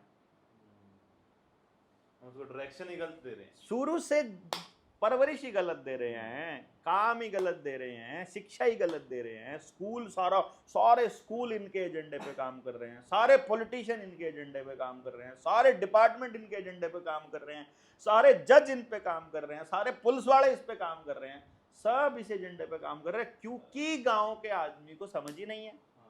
शायद एशियन रॉक्सम न्यू वर्ल्ड ऑर्डर कहने हैं। न्यू वर्ल्ड ऑर्डर, इसमें 3 शब्द हैं, नया, फिर विश्व और फिर व्यवस्था। ये नई विश्व की व्यवस्था लाना चाहते हैं, जिसमें ये सबको एक जैसा लाना चाहते हैं। इस सबको एक जैसा बनाने में सरदार सबसे बड़ी समस्या है इनके लिए। वो कैसे? सिक्खी क्यों चलती नहीं, वो तो कहते हैं अपन तो जो गुरु ग्रंथ साहिब कहेगा अपन तो वहां से चलेंगे, अपन तो जो गुरु कहेगा वो वहां चलेंगे, अकाल जहां से कहेगा वहां से चलेंगे। तो वो अकाल से चल रहे हैं, वो कहते हैं हमारे कानून से चलो। बोले तुम्हारे कानून से कौन चले? तो पहले सिक्खी को खत्म करना पड़ेगा अगर करना है तो। इसीलिए जो ये खालिस्तान का मुद्दे को वो लोग भड़काते हैं, इसीलिए जाट नॉन जाट किया जाता है, इसीलिए सरदार और जाटों की लड़ाई बजवाई जाएगी, इसीलिए मतलब हमारे खिलाफ ये पानी का मुद्दा ले आएंगे, SYL का ले आएंगे जानबूझ के। मतलब पब्लिक को क्या मतलब SYL से भाई? पब्लिक को कोई मतलब नहीं है, ये सारा मीडिया और पॉलिटिशियंस का प्रोपेगेंडा है। तो मतलब ये सारी व्यवस्था को लाने में हमारे पुरखे इनके आगे अड़ते हैं, हमारे और आपके पुरखे अड़ रहे हैं। ये उन्होंने हमारे पुरखों को खत्म किए बिना, हमारी विरासत को खत्म किए बिना, हमारी सिक्खी को खत्म किए बिना ये न्यू वर्ल्ड ऑर्डर नहीं ला सकते, क्योंकि तब भी यही अड़े थे इनके आगे व्यवस्था में, सबसे आगे राज करने में, और आज भी यही करे। तो आज इनको खत्म करने का, फिर इनको यहाँ तो खत्म कर नहीं पाए, क्योंकि पंजाब में तो इनको पंजाबियों को हाथ लगा के कोई दिखा दो तो पंजाबियों को भगा दो यहाँ से, पगड़ी पगड़ी तरवा के। अब यहाँ से जो बंदा जाएगा बाहर कनाडा जा रहा है, वो पग लेके थोड़ी जा रहा है, वो तो पग यहीं छोड़ के जा रहा है आपकी, पकड़ो अपनी पग, अपन तो वहाँ गुलाम बनने जा रहे हैं। तो गुलामी और यहाँ पे फिर जो बिहार से है ना लोग ला के उनको प्लांट कर दिया उन्होंने, डीएनए चेंज हो गया, डीएनए बदलना शुरू हो गया। अब तो बहुत सारे जो विदेश गए हैं उनके बच्चे बिहारियों के पैदा हो रहे हैं। देखो भाई गलत बात चाहे सही को, मैं मेरे को मैं चाहे बुरा मानो बेशक मानो भाई, बीज बिहारी हो रहा है सरदारों का। जो ये हमारे यहाँ पे क्या बोलते हैं IVF सेंटर शायद ना, वो भी सारा बिहार का बीज आ रहा है, क्योंकि वही बचे हुए हैं जो कहीं ना कहीं से स्पर्म लेना ही पड़ रहा है उनको, वो वहीं से आ रहा है। यहाँ वाले तो सारे वैक्सीनेटेड हैं, अनवैक्सीनेटेड वहीं पड़े हैं जंगलों में और उस इलाके में ही, तो उन्हीं का बीज आ रहा है सारा। अब आपकी मर्जी है कि आप इस बीज को कैसे कंटिन्यू करते हो, किस तरह से रखते हो। तो ये जो रुपया है, ये है 1 रुपया, देखो आप इसके ऊपर लिखा है 1 रुपी इंडिया, परली साइड लिखा होगा, और जो आपको मैंने सिक्का दिया था उस पर भी 1 रुपया लिखा है, उस पर भी 1 रुपी लिखा है। तो फिर दोनों में से असली कौन सा है? आज के हिसाब से देखो तो मेरे को ये असली लग रहा है, जो हम मानते हैं। चलो आज के हिसाब से मान लेना, आपने जो कहा मैं उसी को मान लेता हूँ। अब ये दोनों को लेके जाओ ना बैंक में, अगर ये असली लग रहा है आपको, तो फिर इसको नहीं लेगा बैंक? नहीं लेगा, लेकिन लेता है, हमने टेस्ट कर लिया। अच्छा हाँ, और इसमें 90% चांदी है, 1 तोला चांदी है इसमें। कैमरा रिकॉर्ड करके दिखा देने हैं। आ देखो भाई, आ सिक्का है। मैं ये पहली बार देखा 1 रुपए का सिक्का। थोड़े जो किसी ने देखा चांदी का कौन से सन का है? ये सन भी लिख रहा होगा 1800 ਇੱਥੇ ਹੈਗਾ ਲਿਖਿਆ ਹੋਇਆ 1892 ਹੈ 1862 ਹਾਂ 1862 ਦਾ ਹੈ ਇਹ ਸਿੱਕਾ। ਕਹਿੰਦੇ ਆ ਵੀ ਇਹ ਸਿੱਕਾ ਹੁਣ ਵੀ ਚੱਲਦਾ, ਜੇ ਤੁਸੀਂ ਹੁਣ ਵੀ बैंक जाके चलाओ। जिसके घर में रखा हो लेके जाना। दोस्तों मैं आपको इसलिए कह रहा हूँ कि आपके अंदर सच्चाई का जो, जिस दिन आपको सच्चाई पता लगेगी उस दिन आप मेरी तरह खड़े होकर के ये कह सकते हो, एकदम जोर से हिम्मत से कह सकते हो कि बैंक फ्रॉड है, सारा लोन फ्रॉड है, जो जेब में रुपया पड़ेगा ये कागज पड़े हैं ये फ्रॉड है, ये नकली हैं, प्योर नकली। पता होगा तो बोल सकता हूँ ना। नहीं फिर ਆਪਾਂ ਜਿਹੜਾ ਲੋਨ ਲੈ ਲਿਆ बैंक ਤੋਂ ਆਪਾਂ ਉਹਨਾਂ लड़ नहीं सकते। अरे अभी बताता हूँ, चलो लोन वाली पे भी आ जाते हैं। अभी पहले इस पे चलते हैं। ये 1862 का सिक्का है, जाओ बैंक में पता करो कि लेगा कि नहीं लेगा, बैंक वाला भाग के लेगा। लेकिन कमाल की बात यह है 1 रुपये में लेगा, और इसमें 1 तोला चांदी है। 1 तोला चांदी। अब इसी वाले को लेकर के आप इसको दे दो, बैंक से वापस ले लो आप 1 घंटे बाद, बोलो मेरा वो देना 1 रुपया, 1 रुपए में जमा करा था, हाँ। बोला मेरा 1 रुपया देना, तो ये दे देगा। अच्छा, ये वाला ले लिया, ये दे दिया, यानी इस 1 रुपए में ये 1 रुपया आता है। आज के टाइम पे इन दोनों की कीमत बैंक कह रहा है बराबर है। इसी रुपए को लेके आप चले जाओ अब बाजार में, सुनार के पास चले जाओ, सुनार को बोलो ये वाला रुपया रख ले और मुझे ये वाले दे दे, तो इसके बदले लगभग 1000 मिल जाएंगे। इसका मतलब इस रुपए में और इस रुपए में 1000 गुना की ठगी हो गई। अगर बैंक इसको भी 1 रुपया मान रहा है तो इसमें और इसमें 1000 गुना की ठगी हो गई। हमें फिर डाउट हुआ, हमने सरकार से पूछ लिया, इस किताब में दिया हुआ है सब कुछ। ओके, आपने सारे एक्सपेरिमेंट किए करके सब कुछ, जो वर्मा जी ने पूरे एक्सपेरिमेंट करके और सरकार से लिखवा के लिया हुआ है इस किताब में। मैं वही गल दस देना चाहना भी कई बार ऐ लगे ना भी यार ते ਉਹੀ मरी ਜਾਂਦੇ ਆ बैठे है ना, ऐसा हाँ। ਹੁੰਦਾ नहीं। ये सारा एक्सपेरिमेंट किया हुआ है, जो होइयां हो चुकी गल्लें हैं। हाँ, वो अभी कौन लोन बात वाले है? पे भी आऊंगा, मैं बताऊंगा। ये 1 रुपया, इसका मतलब इसमें 1000 की गड़बड़ हो गई। तो हमने पूछ लिया सरकार से कि जी ये बताओ रुपया असली कौन सा है, हाँ, ये वाला कि ये वाला? हाँ, तो सरकार कहती कि धातु चांदी हो सोना हो कोई फर्क नहीं पड़ता, अच्छा, उस पे जो लिखा है वही रुपया है। क्योंकि वो कहते हैं कि बट्टा है 1 किलो का, अब वो सोने का हो, चांदी का हो, कागज का हो, पत्थर का हो, लोहे का हो, 1 किलो मतलब 1000 ग्राम। क्या फर्क पड़ता है सोने का है कि चांदी का है? तो वजन मैटर करता है। इसी तरह से इसके पीछे कहां कितना सोना रखा है वो मैटर करता है। अच्छा, यानी ये चांदी वाला भी असली नहीं है, इसमें भी सोना है। इसमें भी सोना है। कितना सोना है वो सोने की मात्रा निकल के आती है कि ये चांदी वाले 15 मिलके एक सोने का 1 तोला सोना बनता है। तो तब ये पता चलता है कि 1 रुपए की जो असली कीमत है वो है 777 मिलीग्राम सोना। इस हिसाब से, इस हिसाब से सिक्का 700 कितना कहल सी, ये सिक्का 777 मिलीग्राम सोने के बराबर है। 777 777 मिलीग्राम दा एक ये सिक्का है जो ਇਹਦੀ एक्चुअल कीमत असल कीमत है। कौन सी? जो बैंक ने छापा वो नहीं। ये गल सरकार मानती है। मैं बता रहा हूँ अरे कागज सरकार के ही बनाए हुए हैं। मैं ये कह रहा हूँ सरकार के, देखो सरकार तो आपको इस देश का भी नहीं मानती, पता है क्या आपको?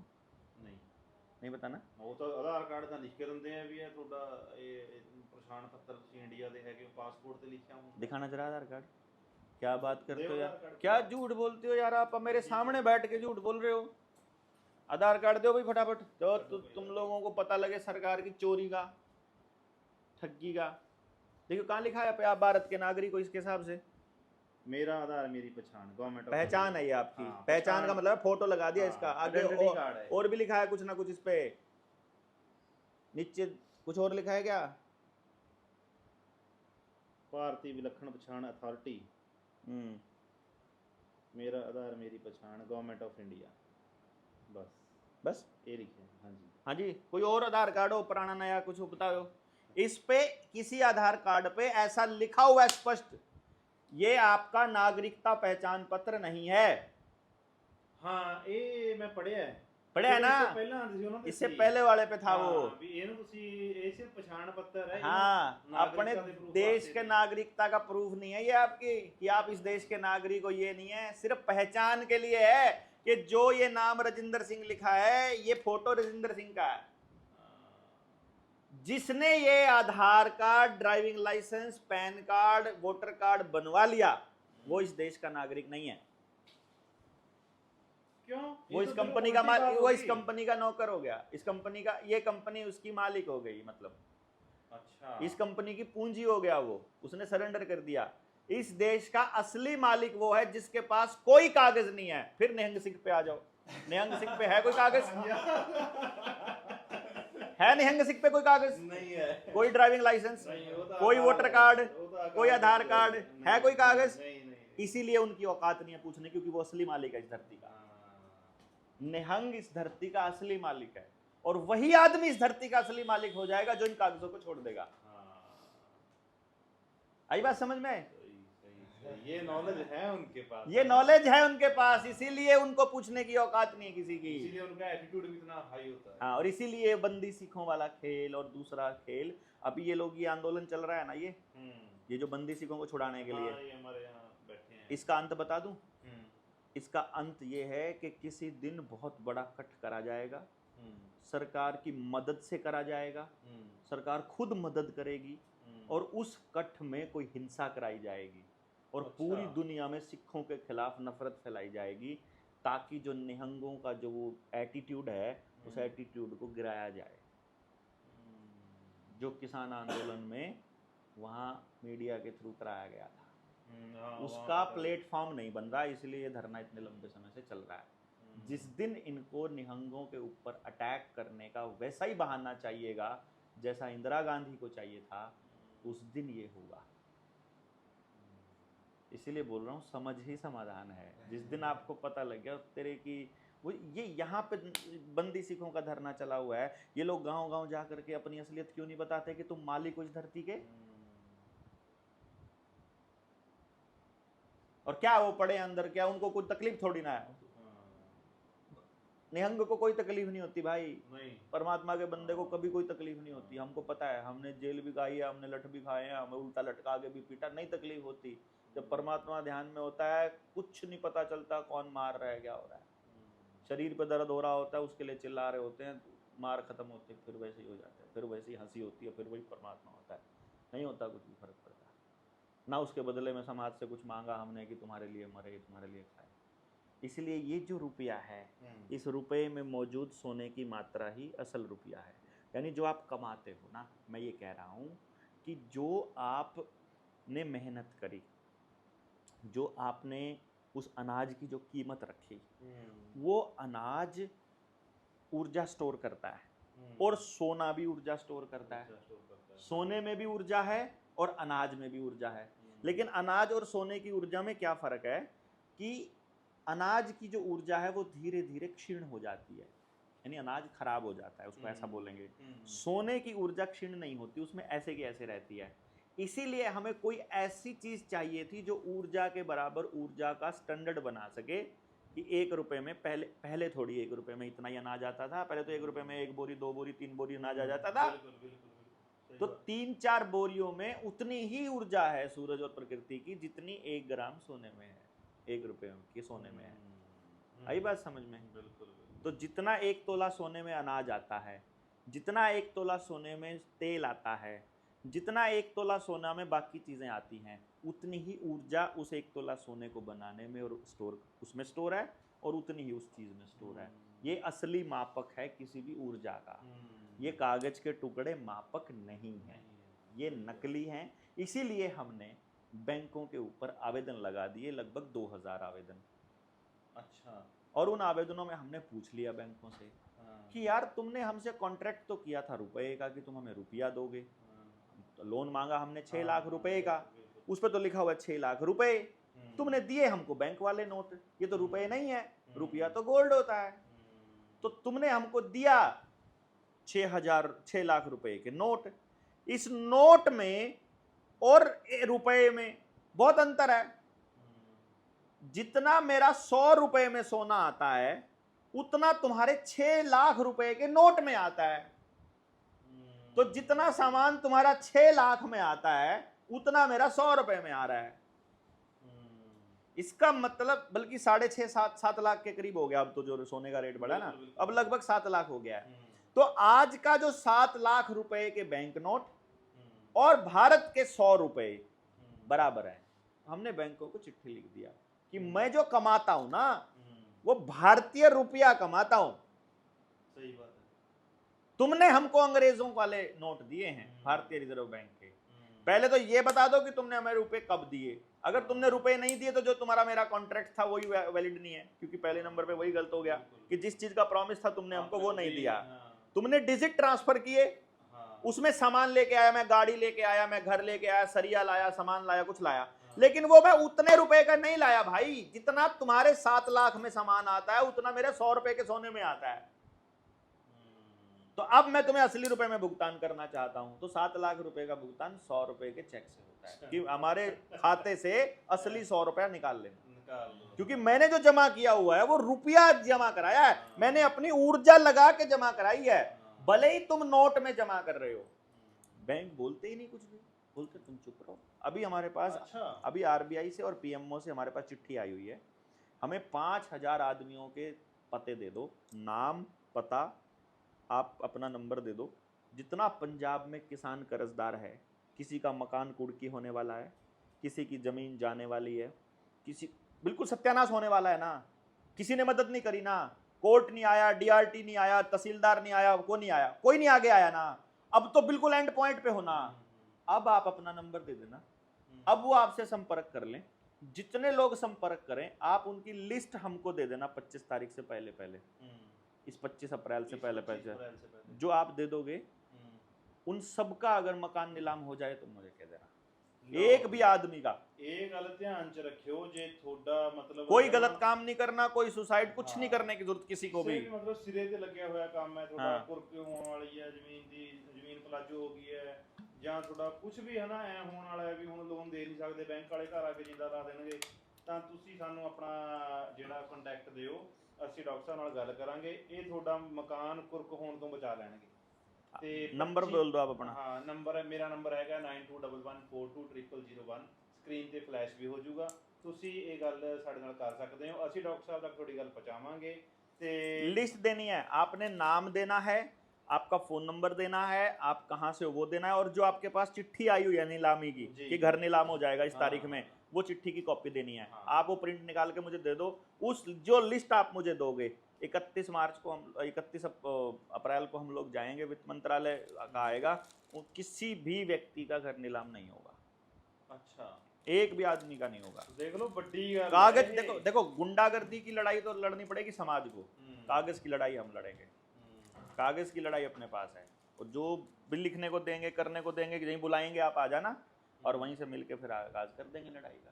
एक आदमी का भी, मैं ये कह रहा हूँ, देखो बहुत से लोगों ने इसका बहुत गलत फायदा उठाया, बहुत से लोगों ने धंधा करना चालू कर दिया, लोन के आवेदन हमने जो बना के दिए वही सेम कॉपी पेस्ट करके लोगों से 20-20 हज़ार 50, कई कई लोगों ने तो एक आदमी से तो 2-2.5 करोड़ का लोन था, 10 लाख रुपया ले लिया मेरे नाम पे। अच्छा। हमारे नाम पे ऐसे लोगों ने दुकानें खोल ली खूब सारी, हम बदनाम हम हो रहे हैं, ये तो पैसा धंधा बना रखा है। हम क्या कह रहे हैं कि यार जो आदमी का जमीन जाने वाली है, जिसका मकान कुड़क होने वाला, उससे पैसा कैसे मांग सकते हैं यार, वो तो पहले ही दुखी है, वो पहले ही, वो तो जब उसका मकान बच जाएगा, सहयोग रूप में हमारे संगठन को चलाने के लिए जो सहयोग करना चाहे वो कर दे। हम और नहीं कहते, कम से कम नॉलेज के लिए हमसे ये किताब ही खरीद लो भाई, हमको सहयोग हो जाएगा और आपको नॉलेज हो जाएगा, इसको पढ़ के देखो, आपको पता चल जाएगा कहानी की कैसे खिलाफ, किस तरह से बर्बाद हुआ देश। तो वो इस तरीके से हम लोग चलाते हैं कि भाई आप लोगों को परेशान होने की ज़रूरत नहीं है, कम से कम सुसाइड तो नहीं करना। मतलब किसी भाई का अगर सुसाइड करने का मन हो तो भाई नंबर दे रखा है भाई का, मैसेज कर देना, इनके पास पहुंच जाना, इनका जहां भी हो ये पहुंच जाओ, मरने से पहले आप इनकी गर्दन पकड़ लो भाई, पहले बचा, कैसे बचें, तो फिर मतलब आ जाओ, फिर अपन बचाएंगे, टेंशन नहीं लेनी आपको। हाँ, मतलब मरना नहीं है, कहने का मतलब ये है, सुसाइड नहीं करना बस। ਜੇ ਤੁਹਾਨੂੰ ਬੈਂਕ ਵਾਲਿਆਂ ਦੀ ਕੁਰਕੀ ਦਾ ਨੋਟਿਸ ਆ ਗਿਆ, ਜੋ ਵੀ ਆ ਗਿਆ, ਤੁਸੀਂ ਕੋਈ ਵੀ ਗਲਤ ਸਟੈਪ ਲੈਣ ਤੋਂ ਪਹਿਲਾਂ ਮੇਰੇ ਨੰਬਰ ਤੇ ਕੰਟੈਕਟ ਜ਼ਰੂਰ ਕਰਿਓ, ਆਪਾਂ ਤੁਹਾਨੂੰ ਪੱਕੀ ਗੱਲ ਹੈ ਬਚਾ ਲਵਾਂਗੇ। किसान संगठन है, आप किसान संगठनों से बात कर लो, जितने किसान कर्जदार हैं आप लिस्ट दे दो हमको, 5000 आदमियों की लिस्ट तो हमसे मांगी, खुद आरबीआई ने मांगी हुई है, वित्त मंत्रालय ने मांगी, 5000 आदमियों की लिस्ट दे दो, उनका ऐसे कांटा मार देंगे लोन के ऊपर 1 सेकंड से। आप हमको दे दो 5000 आदमियों की लिस्ट, जिनके पास एक ही मकान है, उसकी कुड़की होने वाली है और वो पे नहीं कर पा रहा, फिट्टे मुंह अगर एक आदमी का भी मकान चला जाए, ਇਹ ਚੀਜ਼ ਸ਼ਰਤ ਹੈ ਵੀ ਕੁਰਕੀ ਦਾ ਨੋਟਿਸ ਆਇਆ ਹੋਣਾ हाँ अब ऑब्वियसली, अब जब वो तो स्वाद ले रहा है कोई, ऐसे थोड़ी ना कि भाई हम अगर ਤੁਸੀਂ ਸਮੂਥਲੀ ਆਪਣਾ ਲੋਨ ਭਰਦੇ ਹੋ, ਤੁਸੀਂ कहो भी नहीं ਹੁਣ हम किसी को इस चीज के लिए प्रमोट नहीं कर रहे कि आप ना दो, हाँ लड़ने के लिए आप एक्सपेरिमेंट करना चाहते हो कर लो, उसके लिए अपन तैयार है भाई, लड़ने के लिए। आपको आपने 10-20 करोड़ का लोन था और आपको लड़ना है, आपको सच्चाई पता चल गई, सच देखो, जब मैं नहीं देता, मेरी नीचे गाड़ी खड़ी है 50 लाख रुपए की है, एक इंस्टॉलमेंट नहीं गई आज तक, 15 महीने हो गए हैं, हाँ मैं नहीं देता, और कोई रोक के दिखाए, कोई मतलब नहीं है। अच्छा, हाँ अपन भी निहंग सिख है भाई, ऐसे थोड़ी पगड़ी नहीं पहनी और नीला बाड़ा नहीं धारण किया, लेकिन सच्चाई का पता है ना हमको कि तू कौन भाई पूछने वाला, पहले सही है नहीं पूछ सकता कोई हमसे। हमारे पास ऐसी अपने संगठन में ऐसी करीब 200 गाड़ियां हैं। अच्छा, हाँ, और कोई पूछने की हिम्मत नहीं करता। ਤੁਹਾਨੂੰ ਫਿਰ ਕੋਈ ਐ ਨਹੀਂ ਕਹਿੰਦਾ ਵੀ ਇਹ ਕਿਦਾਂ ਦਾ ਗੈਂਗ ਚਲਾਈ ਜਾਂਦੇ ਆ ਵੀ ਜਿਹੜੇ ਲੋਕਾਂ ਨੂੰ ਗੱਡੀਆਂ ਦਵਾ ਰਹੇ ਹੋ ਤੇ ਲੋਕਾਂ ਨੂੰ ਨਹੀਂ ਦਵਾ ਰਹੇ, मैंने कहा जिसको लड़ाई समझ में आ जाए, हाँ। आपको पता चल गया कि आपके साथ ठगी हो रही है, हाँ। आप ठगी को जारी रखो। बिल्कुल भी नहीं। फिर नहीं मतलब ਉਹਨਾਂ ਵੱਲੋਂ ਤਾਂ ਅਪੋਜ਼ ਕੀਤਾ ਜਾ ਰਿਹਾ ਹੋਣਾ ਨਾ इस चीज ये तो भगत सिंह को भी किया भाई, उन्होंने आतंकवादी बोल दिया उनको, हमको भी लुटेरे बोल देंगे, क्या फर्क पड़ रहा है, बोलो जो मर्जी बोलना है। निहंगों को नहीं बदनाम किया जाता कि इन्होंने हाथ काट दिया था उस इंस्पेक्टर का, गलती तो उसकी थी ना पुलिस वाले की, वो कैसे अड़ गया, उस बाणा देख के नहीं उसको पता लगना चाहिए साइड में हो जा भाई, मालक आ रहा है, मालक क्या के नौकर की औकात क्या भाई बोलने की, वो कैसे अड़ जाएगा, कि उसको पता होना चाहिए था भाई तू नौकर है, ये मालक है, धरती का मालक आ रहा है, उसके आगे अड़ने की हिम्मत कौन सी कैसे होगी उसकी, वो गलत था वो स्टार्टिंग में ही, बिगिनिंग में ही। सही बात है। वैसे थोड़ी वो गोलियां चलाते हुए घूमते हैं निहंग सिंह, वो अपनी रक्षा के लिए कुछ भी करेंगे, लेकिन बात सारी नॉलेज की है। मैं ये कह रहा हूँ लड़ाई लड़ने के लिए आप 100 बार करो, मजे लेने के लिए नहीं, बैंक को लूटने के लिए नहीं, ये सब करने के लिए नहीं, लेकिन आपको पता चल जाए कि आपके साथ ठगी हो रही है तो अपनी ठगी का हिसाब तो बनता है भाई। ਜਾਨੀ ਕਿ ਜਿਹੜਾ ਤੁਸੀਂ ਬੈਂਕ ਨੂੰ ਨੋਟਿਸ ਪਾਇਆ ਹੈ ਜਾਂ ਤੁਸੀਂ ਜੋ ਵੀ ਉਹਨਾਂ ਨੂੰ ਐਪਲੀਕੇਸ਼ਨ ਲਿਖੀ ਸੀ, ਉਹਦੇ 'ਚ ਬੈਂਕ ਮੰਨਦਾ ਹੈ ਵੀ ਅਸੀਂ ਗਲਤ ਹੈਗੇ ਆ। हम बैंक से ये ਕਿਉਂਕਿ पूछते ਜਿਹੜਾ ਆਪਾਂ हैं, ਕਹਿੰਦੇ ਆ ਵੀ ਸਾਡਾ 777 ਮਿਲੀਗ੍ਰਾਮ ਸੋਨੇ ਦਾ 1 ਰੁਪਈਆ ਹੈ, ਹਨਾ, हम उसमें लगभग फंस जाता है। 2000 एप्लीकेशन तो हम थाने में दे चुके हैं बैंकों के खिलाफ FIR करने की, और बैंक इंस्पेक्टर हमने पुलिस वालों को पैसे तक ऑफर किए हैं ਵੀ ਬੈਂਕ ਦੇ ਖਿਲਾਫ FIR। वो कहता है हमको सिखाई ही नहीं भाई किसी ने ये, ਬੈਂਕ के खिलाफ मैं कह रहा हूँ IPC में लिखा हुआ है, तुम्हारे BNS में लिखा हुआ है, इसमें ये देख ये धारा है, धारा 178 का ये सेक्शन है, मैं आपको बता रहा हूँ, ये देखो, रुपए के कूटकरण में अगर आप छेड़खानी करते हो तो BNS के अंदर मेंशन दिया हुआ है, BNS की 2023 की मतलब अध्याय 10 धारा 178 688, सिक्के, करेंसी, बैंक नोट, सरकारी स्टैंप का कूटकरण अपराध संबंधित धाराएं हैं, जिसमें पहले IPC का अध्याय 18 धारा 489 ABCDE करेंसी नोट और बैंक नोट के कूटकरण से संबंधित आपराधिक धाराएं, जिसमें आजीवन कारावास तक का प्रावधान है, जो प्रमाणिक दस्तावेज है। हमने कहा बैंक ने ये फ्रॉड किया हुआ है, हमको FIR करनी है, करता ही नहीं। अच्छा, फिर ਇੱਥੇ ਫਸ ਜਾਂਦੇ ਆ ਕੇ, फंस जाते हैं, कुछ नहीं ਤਾਂ बोलते। ਹੀ ਹੁਣ ਤੁਹਾਨੂੰ ਕਹਿੰਦੇ ਫਿਰਦੇ ਆ ਵੀ ਥੋੜਾ ਲੋਨ ਮਾਫ ਕਰੋ। बैंक वाले ये कहते हैं तुम हमको लिस्ट दो, उनकी गारंटी हमारी, आप लिस्ट दे दो, आप दे दो। मैं भाई देखो, आज कंगन को RC क्या, आपके चैनल पे मैं वीडियो बना रहा हूँ, जी, आप मुझे लिस्ट दो ऐसे व्यक्तियों की, एक का भी मकान नीलाम हो गया, इसी चैनल पे वीडियो बनाना कि यार वो आदमी था, वो फ्रॉड था, तो झूठ बोल रहा था, हमको बका दिया उसने और पब्लिक में हमारी बदनामी कर दी, और जो एक भी आदमी का बच जाए तो फिर पूरे पंजाब को बचा लेंगे, फिर क्या दिक्कत है, फिर किसी किसान की जमीन थोड़ी नीलाम होने देंगे, और फिर लड़ना, देखो अगर एक की भी बच जाए तो यार सबको खड़ा होना चाहिए, फिर तो फिर खड़ा होना चाहिए, खड़ा होना पड़ेगा सारा। हाँ। ਨਾਲੇ ਇਹ ਫਿਰ ਸੱਚ ਹੈ, ਇਹ ਕਿਹੜਾ ਕੋਈ ਕਿਸੇ ਵੱਲੋਂ ਬਣਾਈ ਗਈ ਗੱਲ ਹੈ ਕੁਛ ਹੈ। किताब लिख दी, आप साबित करो इसमें लिखी कौन सी लाइन गलत है, 325 पन्ने लिखे हैं, कोई छोटी मोटी बात थोड़ी ना है यार।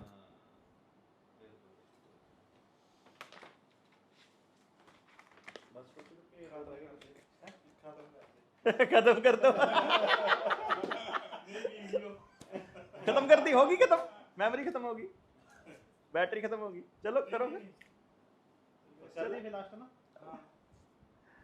ਸੋ ਦੋਸਤੋ, ਇਹ ਸੀਗੇ ਡਾਕਟਰ ਦੇਵੇਂਦਰ ਬਲਹਾਰਾ ਜੀ, ਜਿਨ੍ਹਾਂ ਨੇ ਸਾਨੂੰ ਉਹ ਗੱਲਾਂ ਦੱਸੀਆਂ ਸ਼ਾਇਦ ਅਸੀਂ ਜਿਨ੍ਹਾਂ ਬਾਰੇ ਕਦੇ ਸੋਚ ਵੀ ਨਹੀਂ ਸਕਦੇ, ਕਿਵੇਂ ਉਹ ਸਾਨੂੰ 1 ਰੁਪਈਏ ਦੇ ਵਿੱਚ ਉਲਝਾਇਆ ਜਾ ਰਿਹਾ ਹੈ ਨਾ, ਸਾਨੂੰ ਦਿਖਾ ਕੇ ਕੁਝ ਹੋਰ ਦਿੱਤਾ, ਕੁਝ ਹੋਰ ਜਾਂਦਾ ਹੈ, ਤੇ ਇਹਨਾਂ ਨੇ ਸਿੱਧੇ ਤੌਰ ਤੇ ਚੈਲੰਜ ਕਰ ਰੱਖਿਆ RBI ਨੂੰ, ਸਾਰੇ ਬੈਂਕਾਂ ਨੂੰ ਬਾਣੋ ਬਾਣੀ ਪਾ ਰੱਖਿਆ ਵੀ ਤੁਸੀਂ ਸਾਡੇ ਇੱਕ ਵੀ ਬੰਦੇ ਦੀ ਕੁਰਕੀ ਕਰਾ ਕੇ ਦਿਖਾਓ, ਜੇ ਤੁਹਾਡੀ ਕਿਸੇ ਦੀ ਕੁਰਕੀ ਹੋਣ ਵਾਲੀ ਹੈ ਜਾਂ ਤੁਹਾਡੇ ਕੋਲ ਕੋਈ ਨੋਟਿਸ ਆਇਆ ਹੋਇਆ ਬੈਂਕ ਵੱਲੋਂ, ਉਹਨਾਂ ਦੀ ਗੱਲ ਹੈ, ਜਿਹਨਾਂ ਨੂੰ ਕੋਈ ਬੈਂਕ ਵੱਲੋਂ और सुनो, नोटिस नहीं जी, कुर्की का ऑर्डर हुआ, ई ऑक्शन करके मकान बेच दिया, मकान का अगले बंदे ने कब्जा ले लिया, वो भी वापस दिलाया।